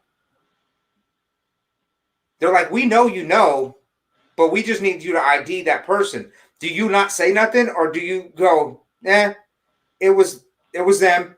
I said, because I'll tell you what, if your friend can't take responsibility for it and put you in that situation, like, and you can't look at your friend and be like, hey, dude, you got me in a pickle here. Like, step up and say something. Like, you got to do the right thing. So you got to look at your friend and be like, hey, you stole the shit. Go take responsibility. Like, you're going to get us both fired. It's kind of the same concept here, where it's like, hey, if your friend's wrong, I'm like, hey, dude, you're wrong. Take responsibility for being wrong, because you're making us both look like jackasses. Because now I'm friends with you, with somebody who's wrong. Like, and I'm not saying on everything, but I'm saying that there's some things that are 100% fact, and people will not challenge their friends. They just let them believe whatever the hell they want to believe, and it's like, nope. And I'm with you. I won't do it. I won't coddle my friends. I don't. I just feel that it's more of a disservice to them. It's more of a disservice to me. Like, at the end of the day, I always have to stand by my morals and and whether that means hurting someone's feelings in the process. Hopefully my friends know that my intention is never to truly hurt their feelings, because that's not who I am. And we shouldn't be friends if you think that I would deliberately say something just to hurt you. But for me, I have never, ever been the type that, oh yeah, like, you're saying something to me and I'm just supposed to agree. If I really don't believe that in my heart, I'm going to tell you what you did wrong, because I think that you need to know that. And people that tell you only what you want to hear, they do not have your best interest at heart. They are setting you up for failure. It's like if you have, and I'm not comparing your friends to a kid, but if you teach your kid, oh, everything they do is right, they're going to think everything they do is right.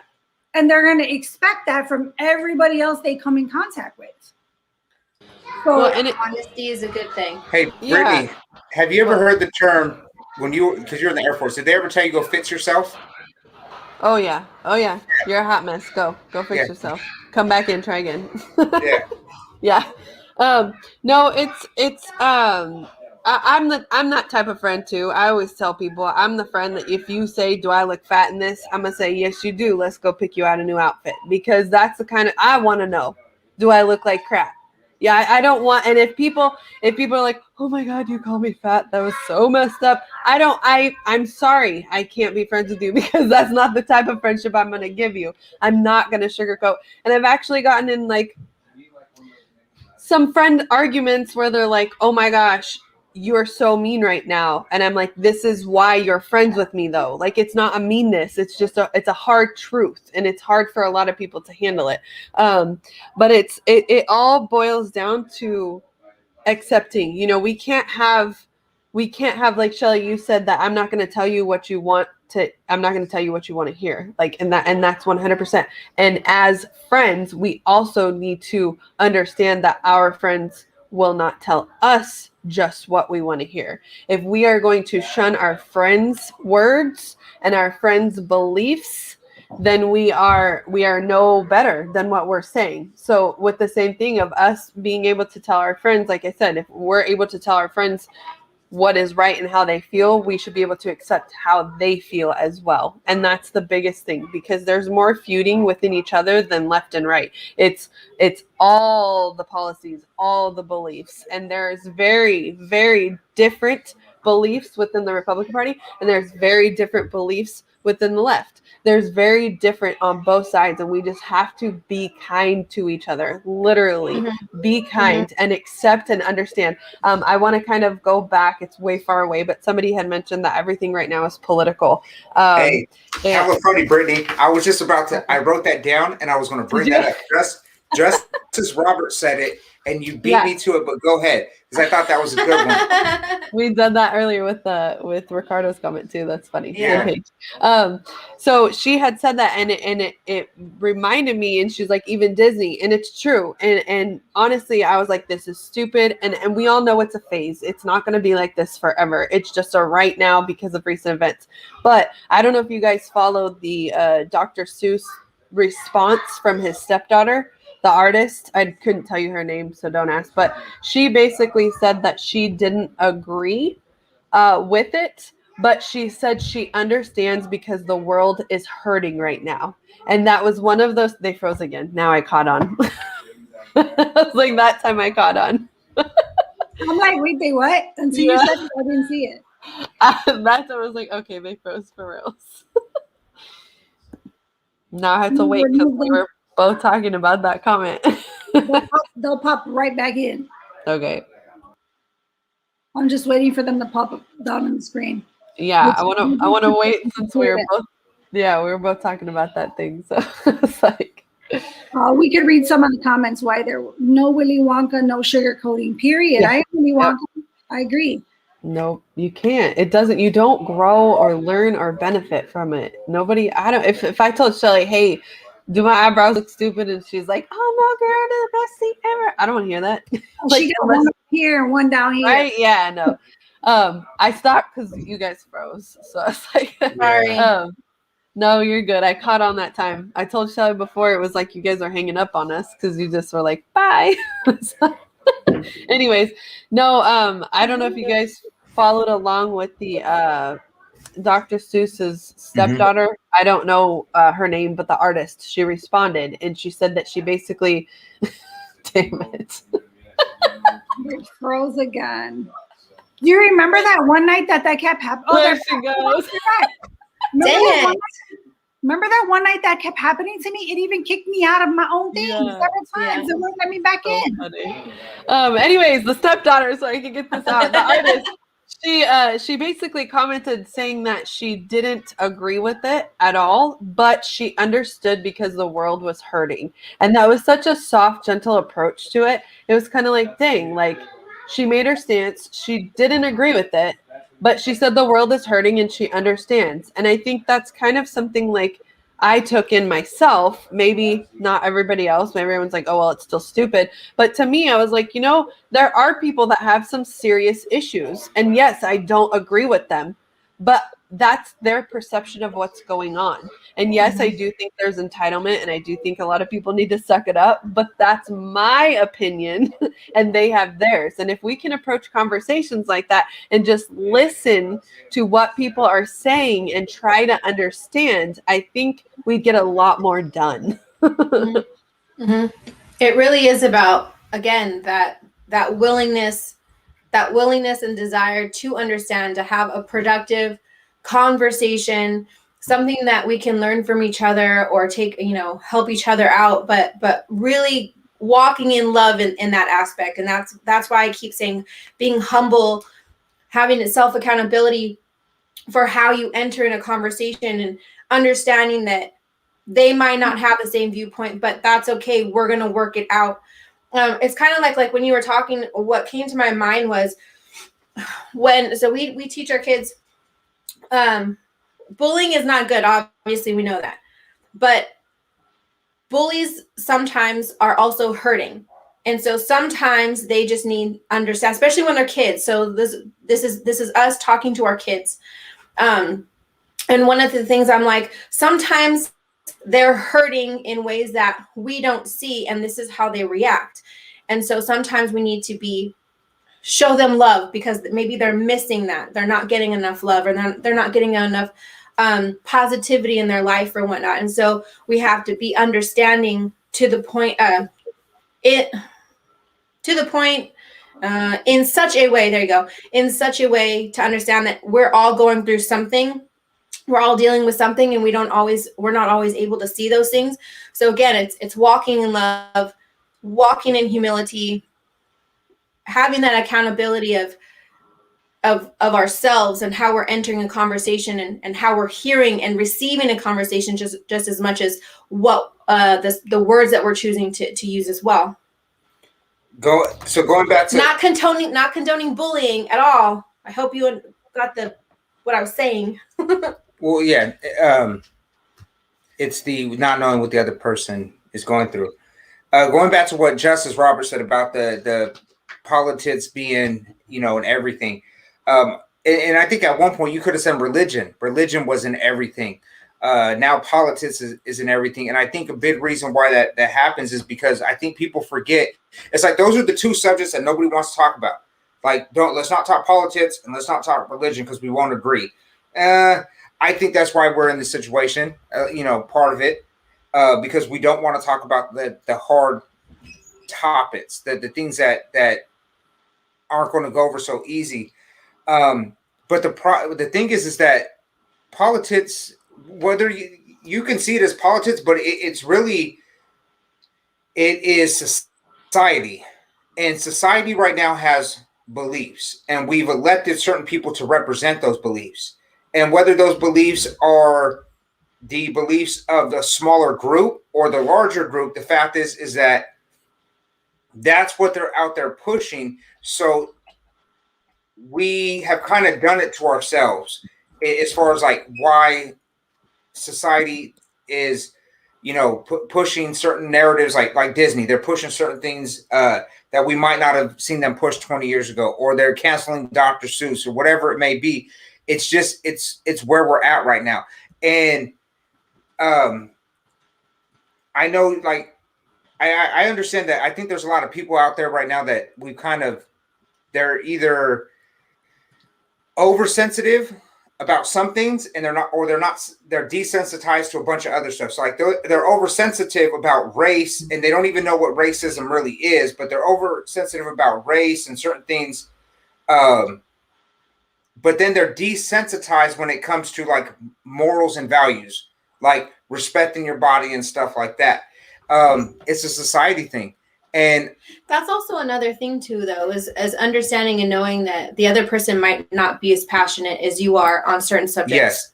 And I think you brought up a good thing, like, and that's a hard thing for me, Brittany, because somebody else's perception of what's going on, and then trying to listen. And I know that's bit to bit, I've heard it before, like, oh, well, we just want to be heard.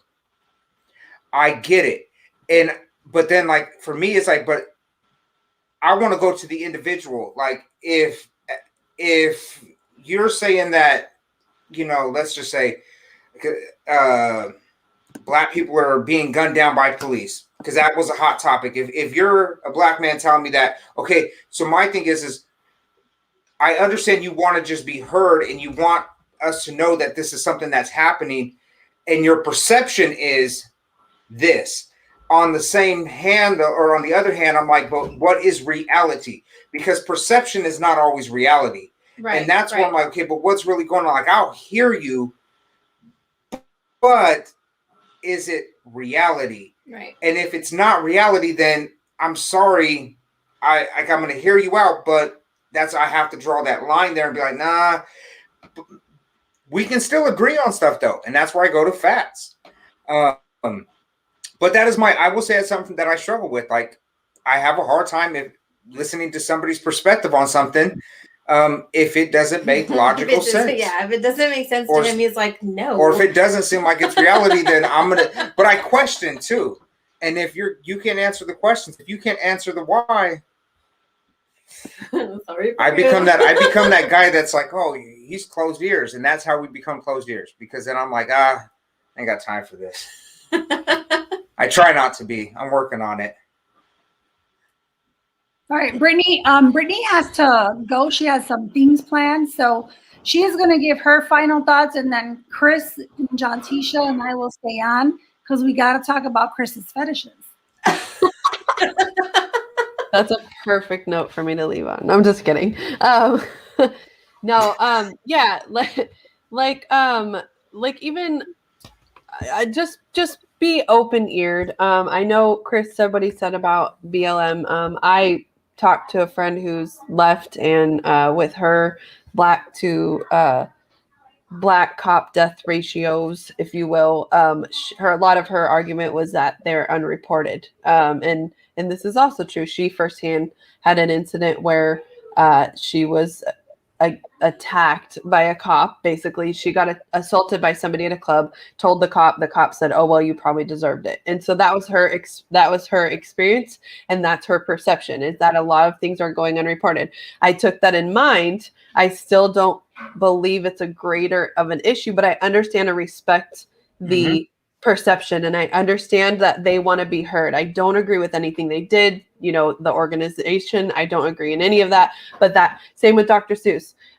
They didn't cancel him entirely. They just took parts out where he did some racial drawings, which I learned upon digging deeper. Well, why? They're not canceling Green Eggs and Ham. They're not canceling Cat in the Hat. They're canceling these specific books that have negative connotation regarding race. And so, and Dr. Seuss actually did, which was a trend back in the day. He did racial African-American drawings. He did racial Japanese drawings. He did a bunch of very controversial drawings at the time as an illustrator. Yep, that's the word. Don't make up words today. Well, just like all the comic books back then. Yeah, there's very racy. Yes, some very racy comic books. Well, and to be fair, Japan did some really jacked up stuff. So it was all, it was very, and unless you know the history, we can't just jump into, oh my God, he's the master of the green eggs. Like we can't, you know what I mean? Like, yes, let's be a little upset, but let's understand why. And that's the whole point of why I wanted to do this video in this conversation, was because you have to listen. If something, and I challenge everybody, I'm going to challenge you. If something outrages you, something you see on Facebook, something somebody says, do yourself a favor and research it. Research it on your own. Try to find something opposite of what you hear. Because then that way, when you search for something deeper, you will genuinely learn all of it. And that is the only way you can learn. Yeah. So really ask why. Yeah, ask why and dig and make your own. Don't go into it, well, like my second cousin's brother's niece told me this, so it has to be true. No, just look it up yourself, period, and do yourself that favor. And with that, I have to go because I have to pack. Bye, guys. Thanks for having me. I'll see you next month. I'm just kidding. What? Did she just say thanks for having her? Thanks for having me. I'll see you next month. This is your so cool. Don't forget to drop your Scentsy stuff in the comments. I did earlier. Yeah, I did it. Good. Since Brittany's on once a month, instead of you saying Chelly, Brittany, and John Tisha, can you just start? Can I jump into that square? Chris, you're already a square. You don't have to jump in one.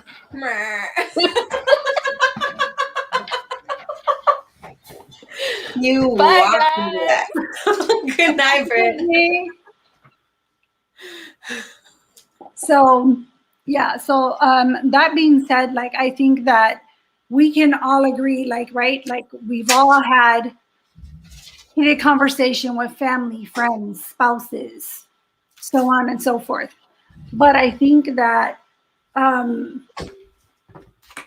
again, you have to kind of know yourself, and you have to know who you got to kind of feel things out, just like with anything else, right? Like you're not going to go into a dark alley in the middle of the night if you're not like feeling it out. So I think with anybody, you should fill them out. See if they start that off aggressive, because usually I will tell you, when someone starts here, there's nowhere for them to go except up there. So I think that you have to know yourself. You have to be accountable for your own actions, and you have to also pay attention to the language that you use. We have said it over and over again. Words do matter. Words definitely matter. So again, and there are some people that you're just going to have to cut off. And again, Jatisha brought up like stuff with like bullying, and she said usually bullies are because so they're hurting inside, and a lot of times too that is in adults too. People that are always the first ones to clap back, always the first ones to snap, they're going probably through things that nobody else is aware of. because just the way we're made up, it's not natural. It's not it's not a natural reaction to just be like, clap back, clap back, clap back. There's some sort of trauma in that we don't know about. And again, always try to have a good conversation, try to get the best out. If it just goes nowhere, it goes nowhere. There is a time when you have to walk away. Trust me, I know. Let me share. Did you guys see my Facebook post today? Which one? So I was verbally abused by an angry woman. Yes, I seen that one. So for those of you guys who didn't see it, I thought it was a little bit funny because I don't know this woman at all. It was on, they were selecting jurors for the for the Derek Chauvin trial. Mm-hmm. Derek Chauvin is the officer in regards to the George Floyd incident. So now in selecting jurors, I really did not realize that people don't understand the process of selecting jurors. Nobody does. Unless they're a part of it or involved in that whole system. But you know what? I want to say I knew that before I was the police. I knew that you have to select jurors, and you have to kind of make so that it is actual fair trial. But I knew that way before I was the police. I knew that like as a kid at some point. But so anyways, my whole point was I was actually really taken back that people don't understand that that's a whole process. So, and the reason they do that is that they have to basically weed out anyone that might be one-sided, either like, hey, I'm pro-police, we don't want you, or hey, I'm pro George Floyd, we don't want you. Yeah, they need an objective panel. Yeah. Right. That can make a decision based on the facts of the case and the facts and not personal opinions. So while I was reading that, while I was doing that, I had posted something, and I didn't want to get into the whole nitty-gritty of the case, right? Everybody has their own opinion on it. So I didn't want to go into that, but I was kind of more taken back by the fact that people really didn't know that was a process. They were like, why are they grilling the judges? They're not on trial. This man killed him. This man did this. This. And I thought, wait, like really? Like, and just watching the comments go by, there were so many. So I was, I posted something to the extent like, it was something to the fact that like, let me see my exact words. Oh yeah. So now, and I know people are going to make comments too. I agree that this officer should not have had his knee on the neck of George Floyd once he complied. And when I'm saying once he complied, I meant he was handcuffed. They had control of him. That's what I meant. Yes, I know prior to that, he didn't comply. I get it. I wasn't trying to get into the nitty-gritty of that. But to say he doesn't deserve a fair trial is hypocritical, period. And that's my point, and that's my stance. That's what I stand by. I don't care if he's the police. I don't care if he's BLM. I don't care who he is. Everybody in America deserves the right to a fair trial, period. That's my stance on it. This woman who doesn't know me from Adam comments specifically to me, tags me in her comment. And she says, did George Floyd or other Black victims receive a fair trial or no trial at all? White society, stop being hypocritical of protecting your kind and making Blacks appears to be the criminals just being Black. This white clan society will fail and crumble. Fact check, your society destroys everything it touches. Now, she is a Black woman saying that to a Hispanic woman. Right. But that's because she thought you were white. Correct. Because Yeah. she assumed I was white based on looking at my photo. Right.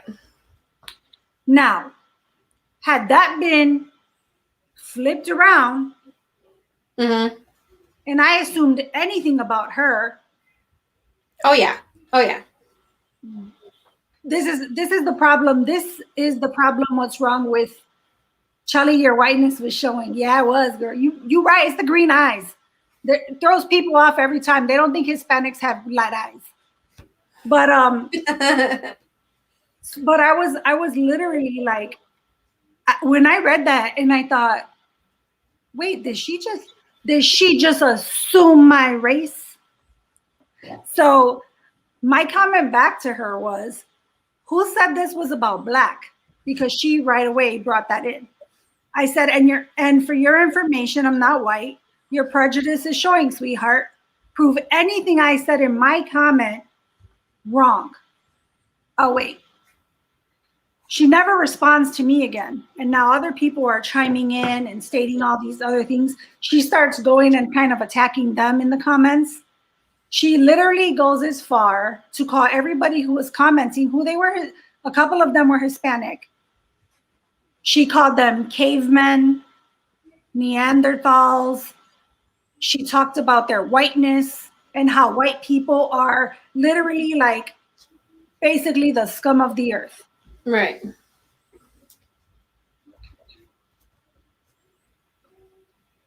I was like, so I went back and I gave her and she talked about how these white Klan members took over the Capitol on January 6th, etc.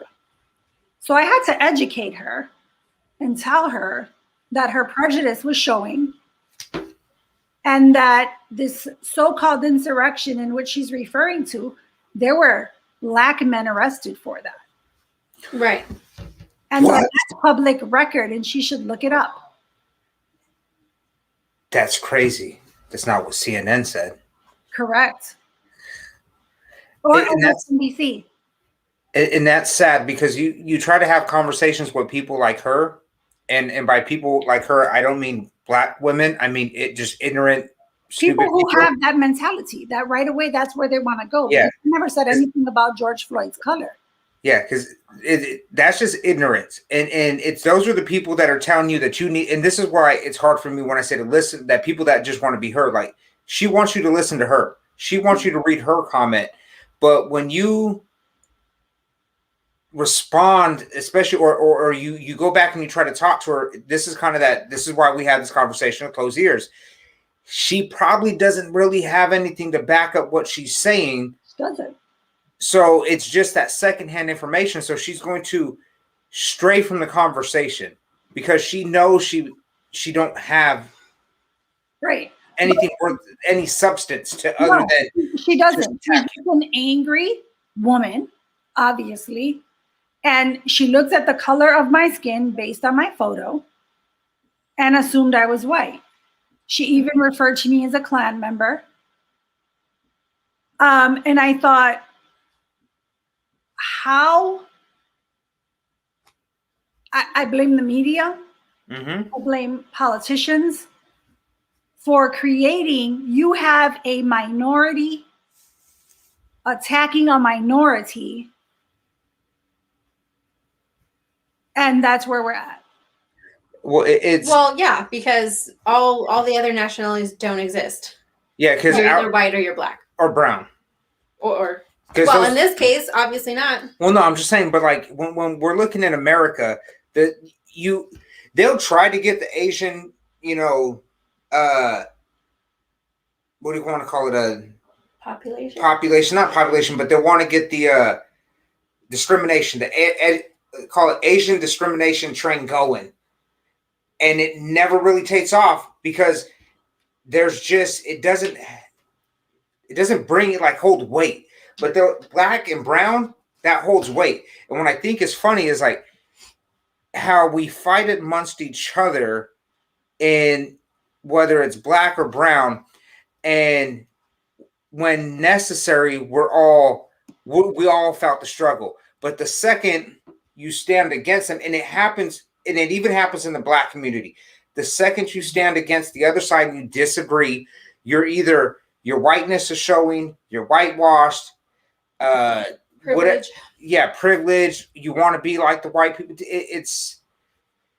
It is disgusting, and it's taking us backwards. It's not progressing us forward. And I'm just going to take it from the Hispanic Latino population. We don't really say Hispanic anymore. It's always Latino. And I say that because they want to strip that Hispanic part of us, because Latino comes with color. That's my opinion on it. So they say Latino because Latino means brown, and that comes with darker skinned people, and then they can keep feeding their narrative. And the second that you take the opposite stance, you're white. It happens to you, Shelly. It happens to me all the time, because I have, what color would you call my eyes? Hazel. They're hazel. Hazel, greenish. I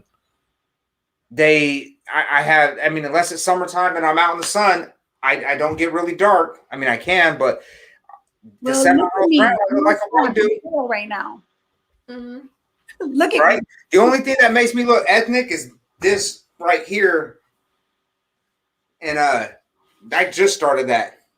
So up until then, I'm like, and it's sad because when you go back and you're like you did to slave, you're like, hey, I'm a person of color.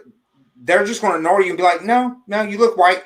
So it's okay for them to judge and point out skin color, but I'll be damned if you do it to them. if we do it to them. Well, and this is the thing, like, so I asked her because I was like, so obviously you support a party that based on them is all about equality, all about healing, all about unity.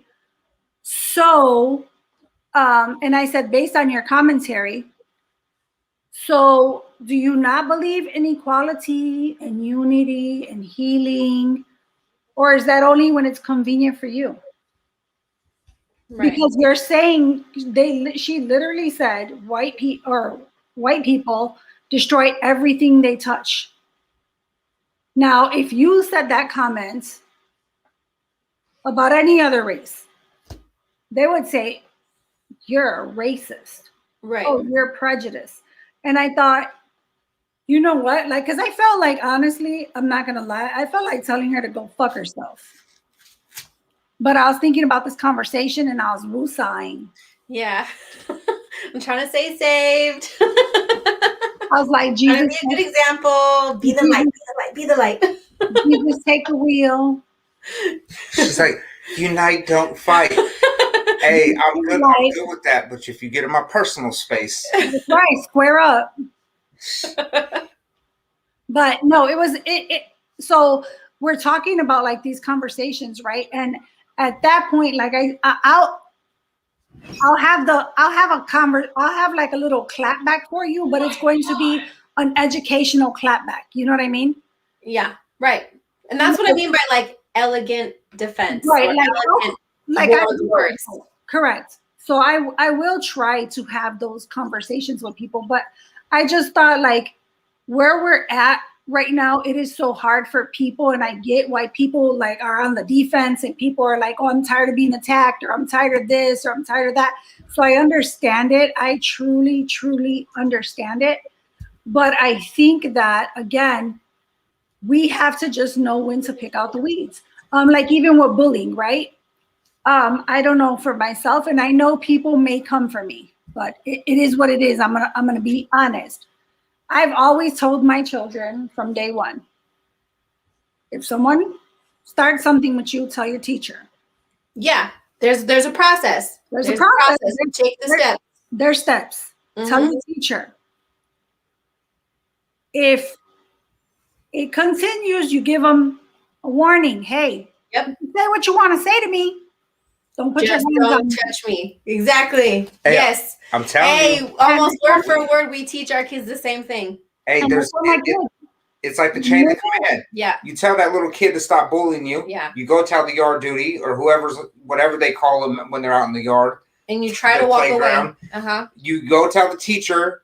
You tell us. We tell the principal. And if that kid keeps doing it, I have a rule. It looks like this. Okay? If I open my hand up and touch you, you're too damn close. And that's what we teach them. Like when it comes to a point where if they're in, this is personal space. When you do this and you touch them, they're too close. And if they make a move, hit them. I will be okay with you being suspended or expelled from school if you defend yourself, because I guarantee you that kid will think twice before he hits another kid.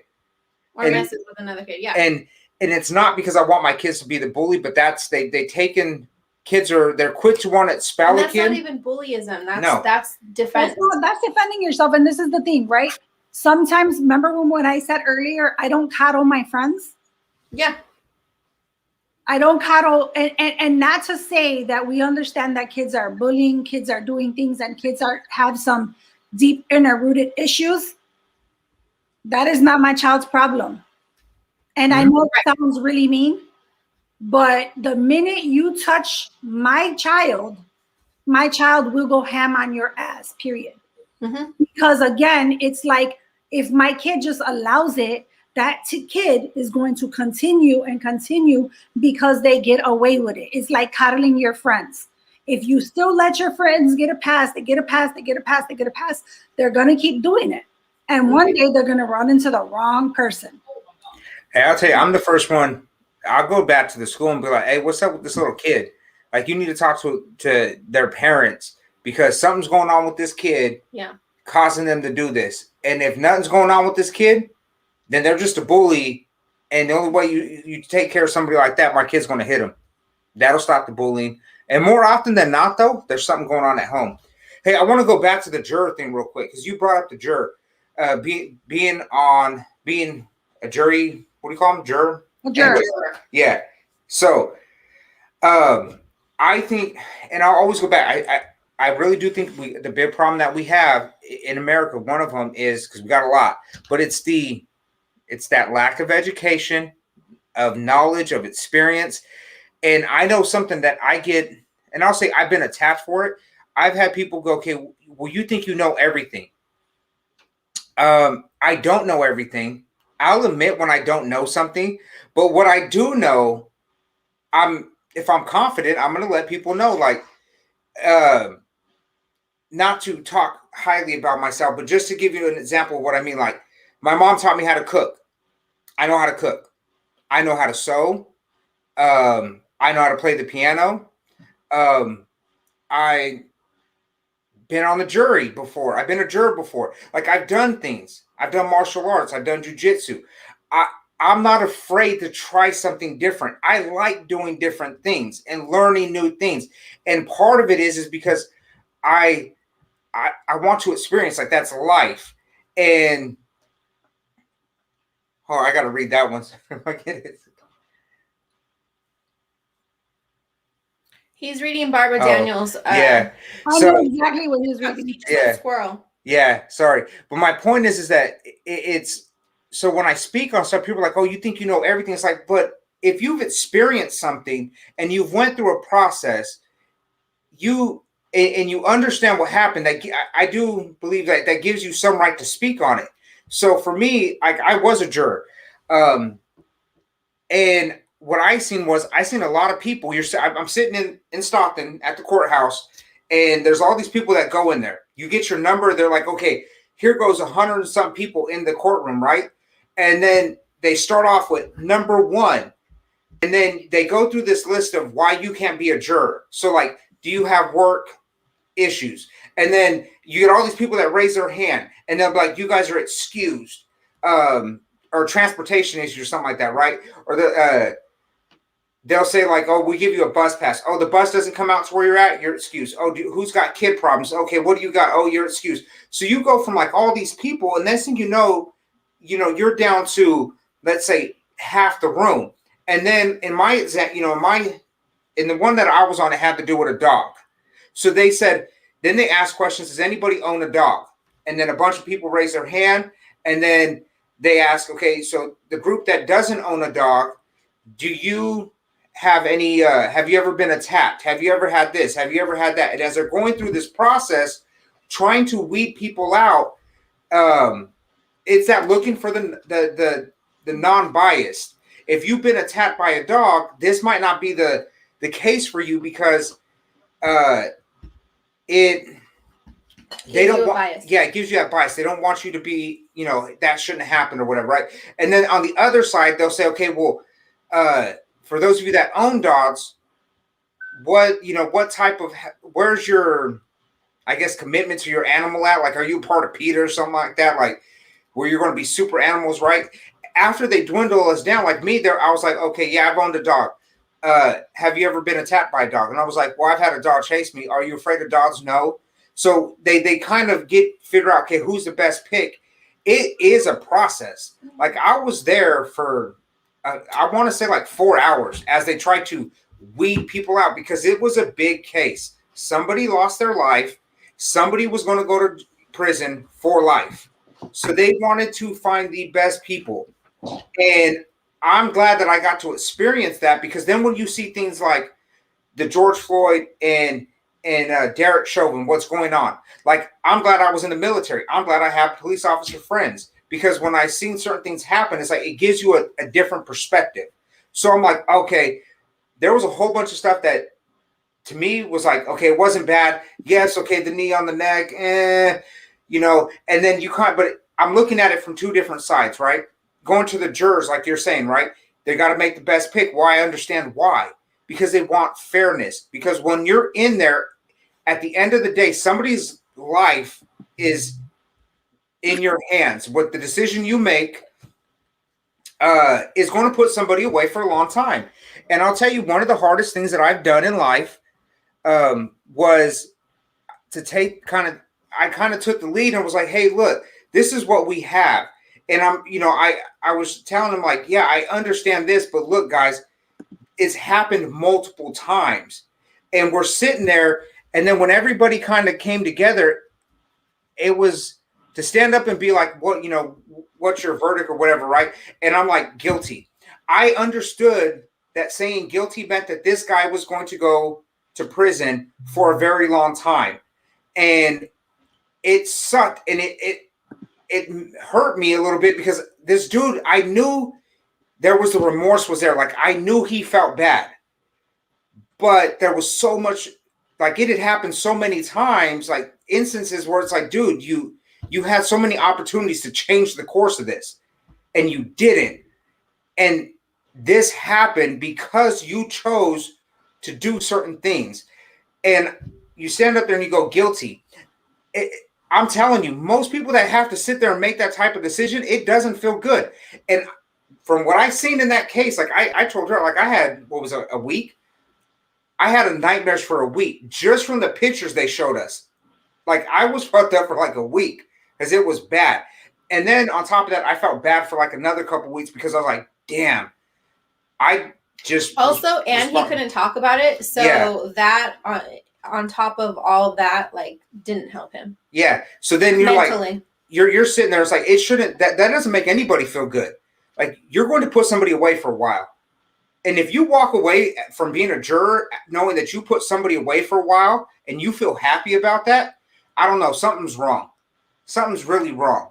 I understand if they really did it, but if it's one of those where it's like, I didn't feel good about it, but justice was served. And that's what we were there for, is to be non-biased and make that decision. And it sucked. But I just want to, Blake said it's the autopsy report for me. I will say that seeing that, me, myself, being experienced in the field, etc., I want to say that was, watching that video looked awful. I don't know a police officer that I know who agreed with it. But what did the media do?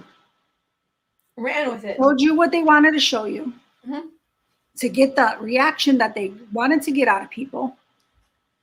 They did not discuss the facts of that case. At no time did they ever state that that is a part of their use of force. That is a justified use of force in that state, in that city. Right.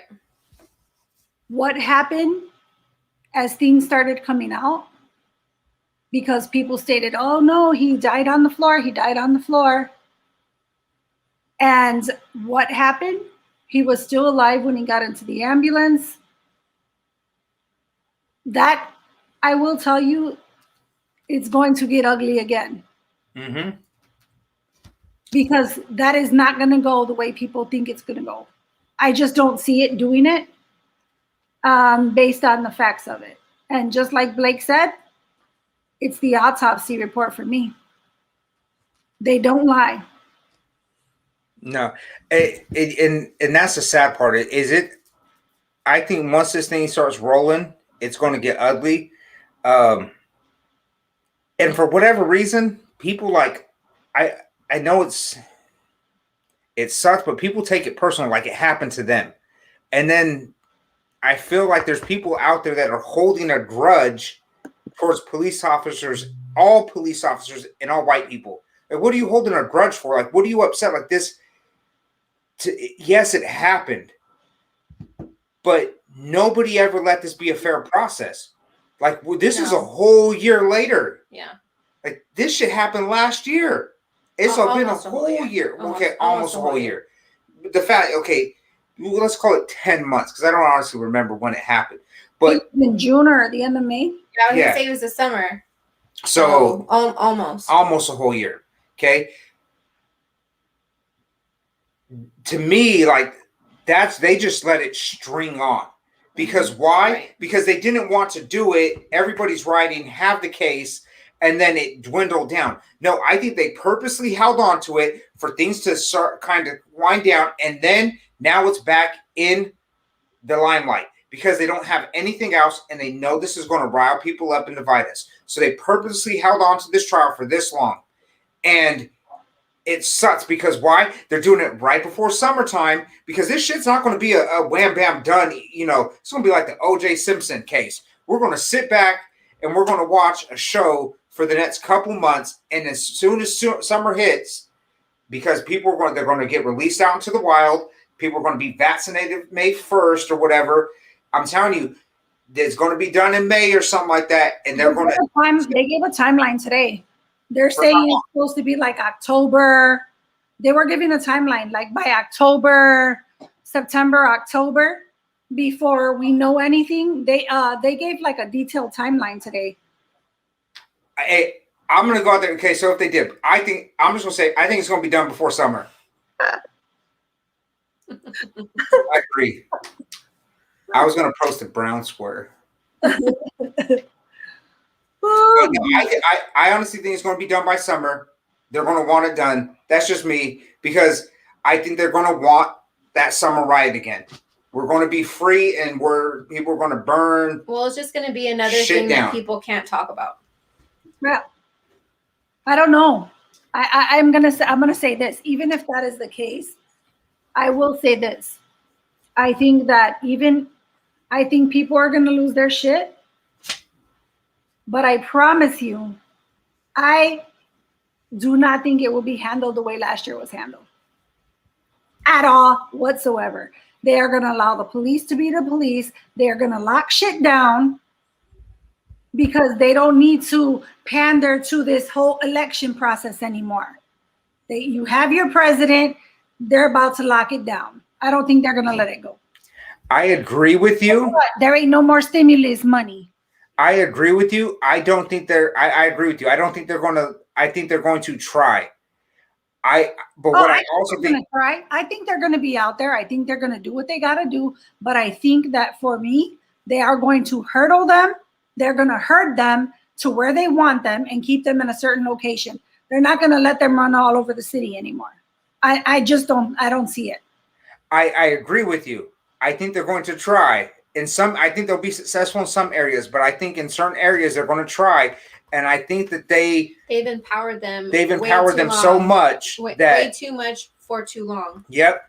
And I think that when Joe Biden comes out and he says, I'm sending in the National Guard to Minneapolis, it's going to cause a big freaking problem. People are going to lose their shit. And not only are they going to be upset because they didn't get the justice they wanted, because the reality is, you got a large group of people out there that want to see this dude dead. They want to see him hung, shot, murdered, whatever it is. They want to see somebody put a knee on his back. Like, they want blood. And when they don't get blood, and when Joe Biden, or the president, sends in the police, federal police, military, National Guard, specifically National Guard, because people got to understand, active duty and reservists don't get involved in National Guard work. There's a little nugget for you tonight. They're going to specifically call in the National Guard, and when they go in there, they're going to be even more pissed off. And I think you're going to have a couple cities, not saying all, but I think Minneapolis, you're going to see Oregon, Seattle, and maybe Dallas, or wherever the hell that last one was at. You're going to see people in New York. You're going to see people get hurt. I don't think I'm hoping it don't happen here in California. I think it'll hit LA. I think it'll hit Maybe I'll give you LA. LA, Chicago, right. New York, all the Democrat cities. Yes. And I think that it needs to happen, though. I think you're going to see people resist it, and they're going to resist it hard, and people are going to die. And that's it. Because I hear you, and I think they're going to do their best. But I really think that because people have been radicalized, and you don't just take that away. And I'm not saying it's the overall group, but you're going to have a handful of people. I mean, what do we see? Between Antifa, you're going to have some BLM people. It's going to be, I think they're going to get that civil war people have been talking about. You're going to see small clashes this summer. And I think the big spark is when Joe Biden steps in and tries to put a stop to it. And it's going to backfire on them. I hope it don't. I think it needs to happen, though. But it needs to happen in order for people to wake up and finally stand up for the right thing. Yeah. It is, unfortunately, I think that one is going to be I wish would cross me. Period. But no, I really do think that it could be exactly what Blake said too. I kind of thought, like, even with last year, I'm like, you know what? Some of these things, I'm like, they want this shit to happen, because I don't think that they've ever been really true. I don't think Democrats have really cared about people of color. I think they use it as a tool to get what they want. Yeah. They're masters of manipulation. Mm-hmm. And that's what they want. They're like, yeah, we'll just have the white people kill their ass off. And you know what I mean? Like, because they're gonna go to civil war, and them fucking country dudes are gonna fuck them up. It's like the art of war. The art of war. Like it's things like that. Like if you want to, you start looking at concepts like that. Like if you want to hurt the people of color, the best way, and it's like the Chinese are doing to us right now. You want to hurt America, you can't hurt America through the military, because unless you bring like 2 or 3 large nations, we're probably going to kick your ass. It's just how the shit rolls. So how do you hurt America? You do it from within, and you have us fight each other, and that's what's going on here. You want to hurt people of color, and this is where I wish more minorities would wake up. They talk about how there's systemic racism and all this bullshit. The thing is, we feed into it every day. Mm-hmm. When we fight amongst each other, that's where they're hurting us. Because what's going to happen is we're going to wind up killing each other, and they're going to kill us, and we're just going to be right here. And by they, I mean white people, military, police, like people are just going to die. We're going to hurt, and we're doing more damage to each other. Instead of just letting it all go and saying, hey, we're getting bamboozled, we're getting played. This is what the Democrats want. And they're getting it because people walk around with blinders on. They're not willing to research or even have open ears to hear what is being said. I was about to be like, they're walking around with closed ears. Yeah, I just want to throw this out there. I don't hold on to grudges, but Brittany, if you're still listening, I did make a note, March 12th, 2021 at 10:16 p.m. You called me a square. I'll remember that. It's in my notes. You did call her a man earlier. Whoa. What? That didn't happen. Hey, Yes, he did. I did. You did? I think I did. Hold on. You did? Yes. I did not say it like that. No. Okay, so because I feel like we're getting to that time where we probably should wrap up, but it's Friday night, so I want to leave on a funny note. So let's check this out. Okay, so we are due for our fun night. So since Chelly brought up the what was it, the fetish? So for those of you that stick around to see what my fetish was, that's not true. Let's go back to earlier conversation. You missed it. No, it's right here. This is where I called Brittney. I didn't call her a man, but I guess I implied that she was a man. Let's be accountable, Chris. So Brittney says she's asking about the show. Is it at 8:30 tonight? I said C. She said, okay, gracias.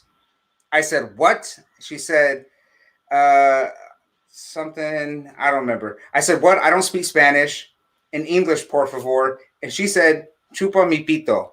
And I said, I knew it.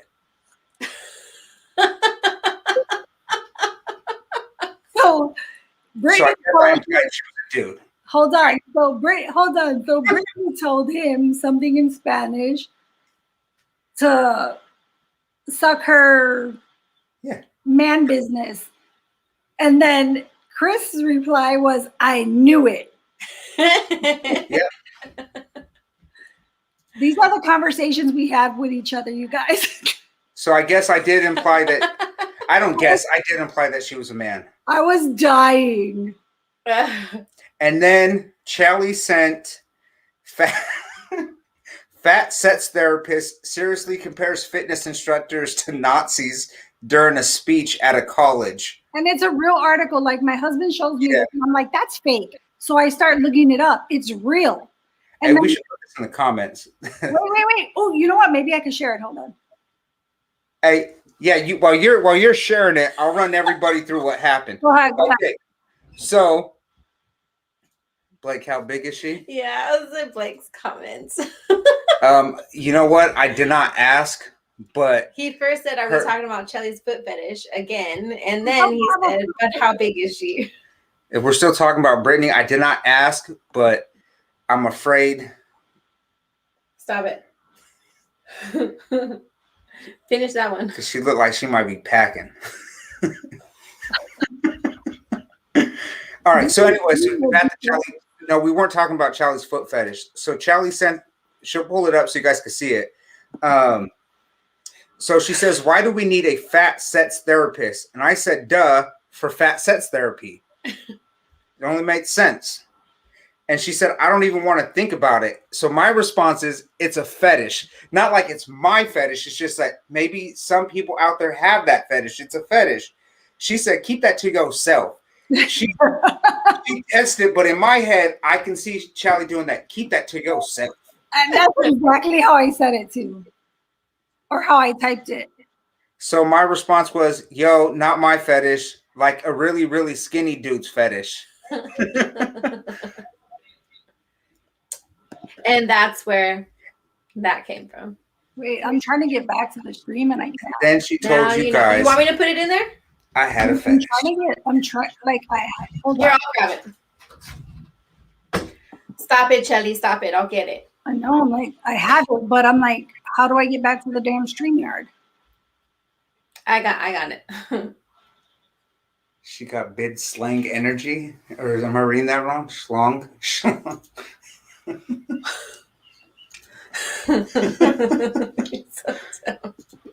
And then he's like, no, right above that, she's probably small. Did she just get booted? I think she accidentally took herself out. Oh man. All right, here's the link for that. And I'm not on YouTube anymore, so can I pull it up? Yeah, I can right here. And right here. All right, that's the article that she sent with the fat sex therapy. So there you go. Did you show it? Show it? No. Yeah, put it in the. I shared the link. And she's got no. I wound up throwing myself out. I couldn't minimize the screen. I don't know. Oh, you want me to pull it up on the screen? Yeah. So people can see what. Chelly having a stroke trying to figure out the computer for real.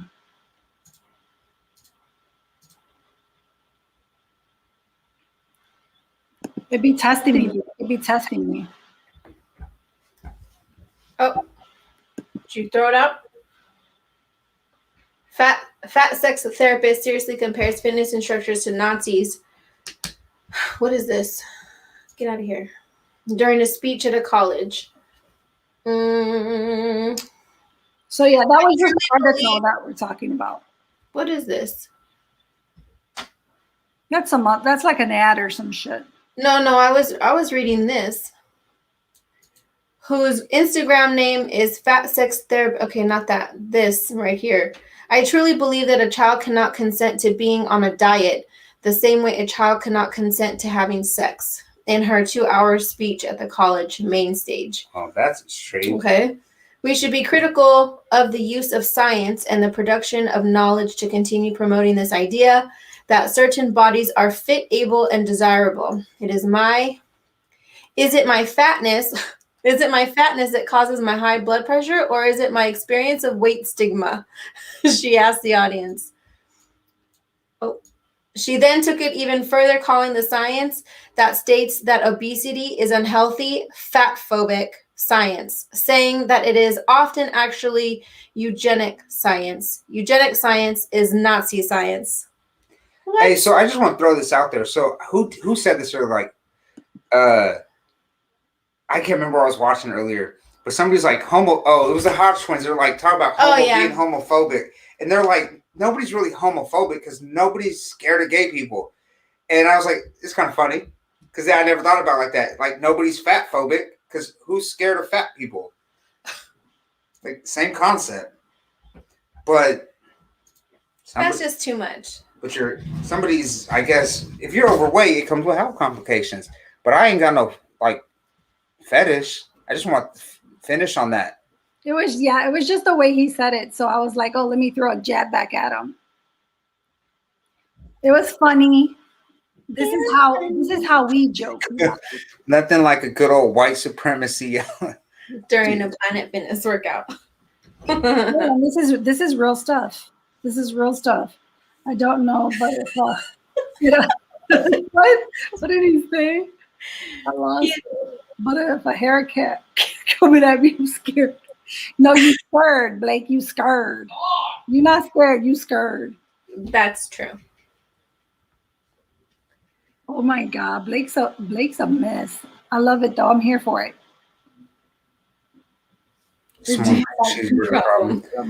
Hey, I know. Anyways. I just want to. I do believe there are some people out there that are just big people.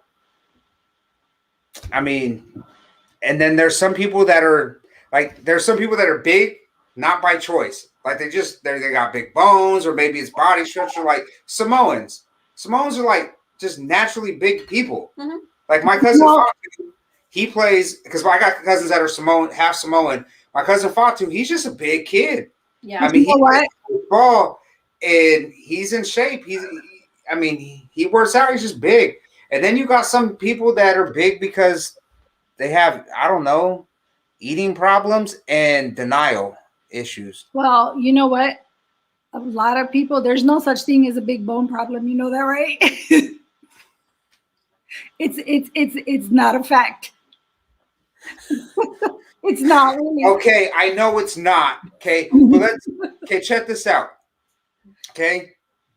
Well, I just. It's not big bones, but some of us got different body shapes. They're big frame. They got a big frame. I'm not a skinny dude. Calls for XYZ, therefore they're big people. Like I got like somebody my height, people, yeah, or whatever. Barbara said I'm big because I like food. She's honest. Hey, to be honest with it, policy. I put on weight since COVID happened, and Blake said I'm not fat. I'm thick. Like I always say, I'm working out, medium right. I'm like I'm medium thick, but I'm trying to be slim thick. Medium thick. I'm not even gonna comment where I'm at. So I think I'm medium thick too. I think Chris and I were related in another life. I think so. I'm sure. Like I can't wear skinny jeans. No, I just can't. They just don't work well with me. That's because them big I His understand. thighs are too big. My thighs are too big. I can't get them over my calves because I actually have a body. So like I understand what when girls try to jump into their jeans, like that struggle is real. So and I won't do it. I will not put myself through that trying to put on some skinny jeans. My husband It's not can't gonna wear. happen. I did it one time. She handed me a pair of skinny jeans. What was it, like Brew 21? It was like one of those alternative stores. I did not. No, hand you brought me a some of skinny jeans. No, I yes, you did. not. There was No. Anyways, it's I don't my co-sign story. skinny jeans.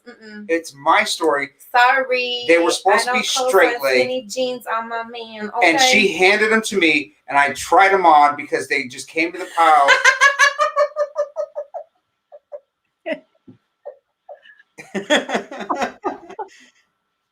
Possibly. Hey, I'm super red now. This is going to turn into something Hey, way wrong. This is about closed ears. We need to come back after this, after hours, okay? After hours, Blake, you could join us. But I'm just saying. Anyways, closed ears. I won't do it. Closed ears. Let's. We're trailing off here. No, we're not. We said we were finishing on something funny. Yeah. Like, okay. Yeah. All right. Well, you're trying to be serious. Let's do our final thoughts then. All right. I Final. was telling my experience of trying to fit into skinny jeans here. Oh We're gonna we'll like exit this one and we'll come back and do a chill with us. That was it. I was done. Like I just couldn't get him past the thighs. Anyway, I have some final thoughts. I had this written down. I want to get this. I want to get this out. go ahead. Okay, friends. So, final thoughts. Some key things to keep in mind when we're talking about conversations close. Squirrel. Oh no, Blake's comment. I knew exactly what it was.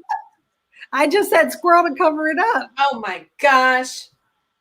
Moving on. Okay, so when we're trying to have conversations, some key things to keep in mind. Like if it's a hot thread, like if they're already having conversations and they're already going through it, like keep in mind that thread is already pretty hot and there's probably emotions flying.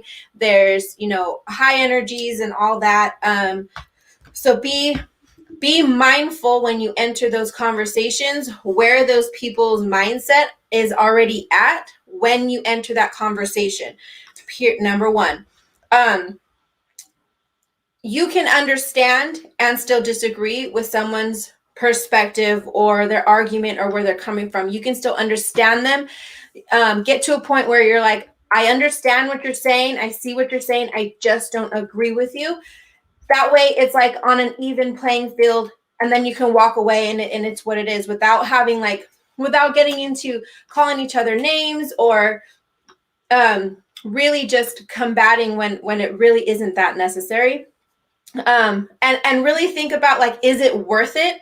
Is it worth entering that hot topic, or is it worth it getting onto that hot thread or whatever? There's a lot of energy wasted, and it really tears you down, and it really exhausts you, especially mentally. It's really, really difficult sometimes to get through that. And if you're noticing that you're starting to feel that way, weighed down, heavy, your head hurts, those type of things, maybe it's time to walk away. Always remember to walk in love. Remember to be humble in those conversations when you enter them, so that you have an open heart and open mind to speak to these people, to hold yourself well and for accountability purposes. And remember that you're accountable for the words that you choose. You're accountable for the willingness that you have to understand where they're coming from the other side, so that you have an active, productive conversation, especially online when translation gets lost, because what we write is often interpreted, subjectively by the other people, and sometimes what they're going through. And yes, sometimes you do got to put some people in their place.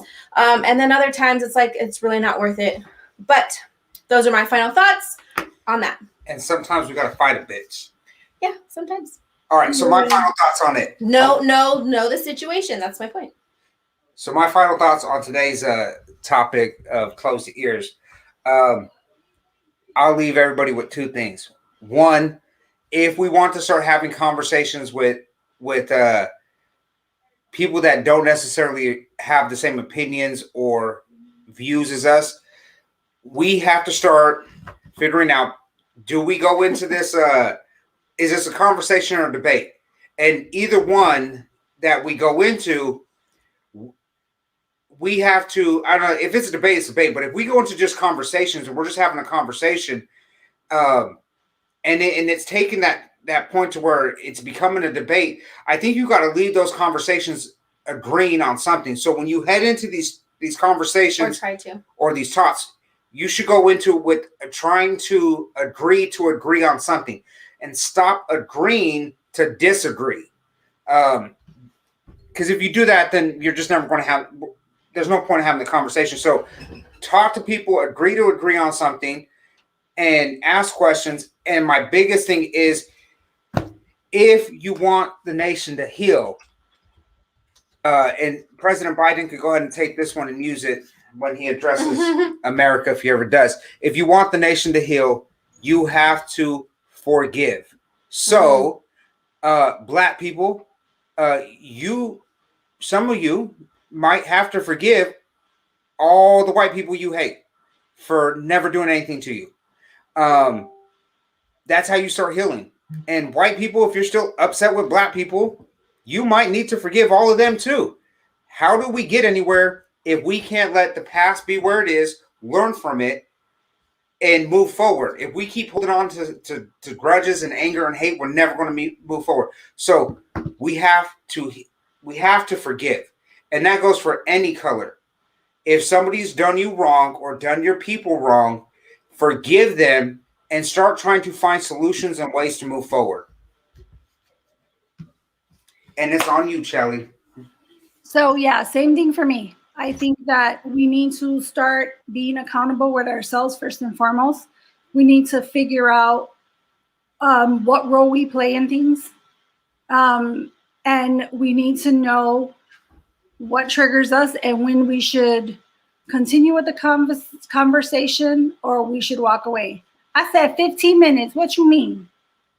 Anyways, so yeah, I definitely think that we need to hold ourselves accountable. We need to be able to walk away from things that don't suit us. There's nothing wrong with walking away from something that doesn't suit you.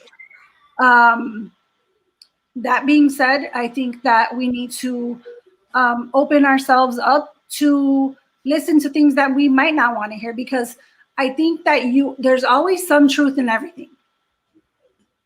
So anyways, that being said, we love you guys. Thank you guys so much for watching us.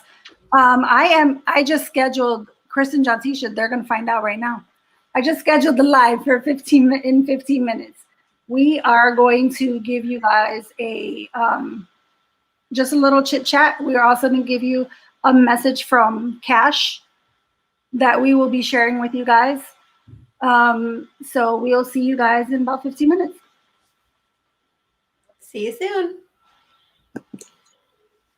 Blake, you better be there.